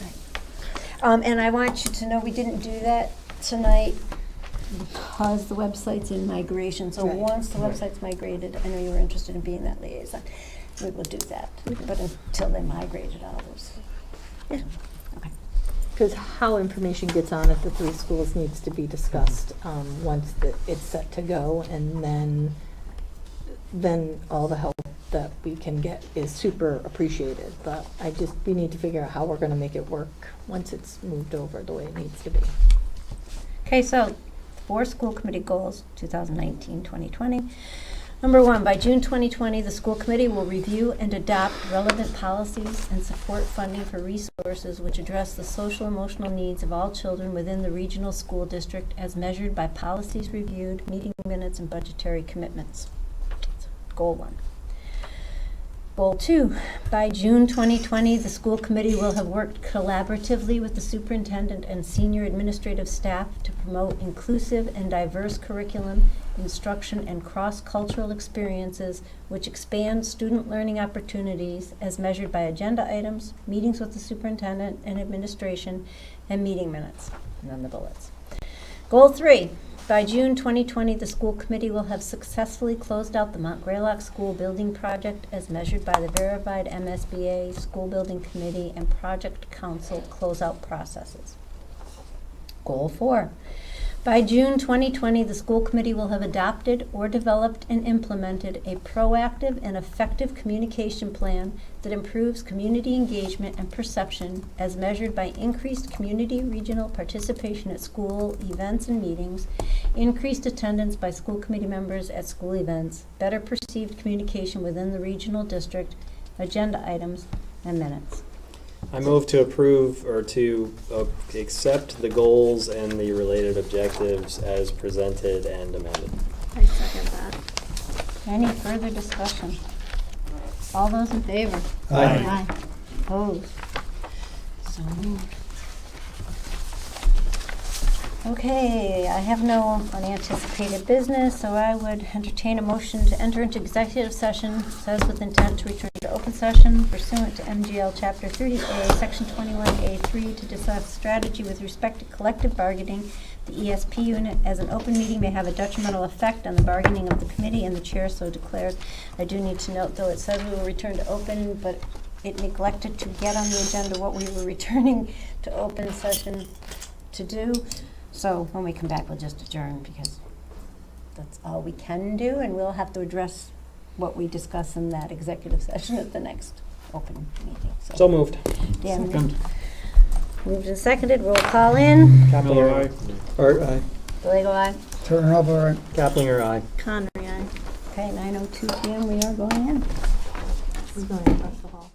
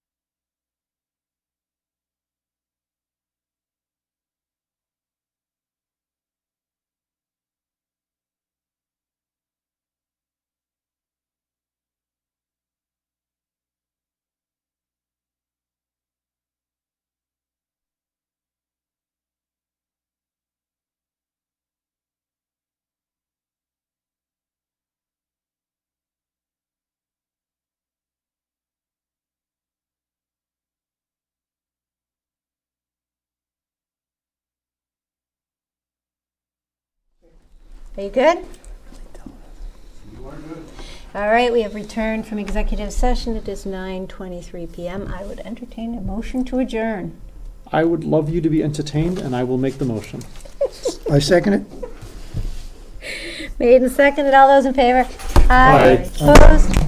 So moved. Go ahead. Who's on finance? We have to stand and sign these.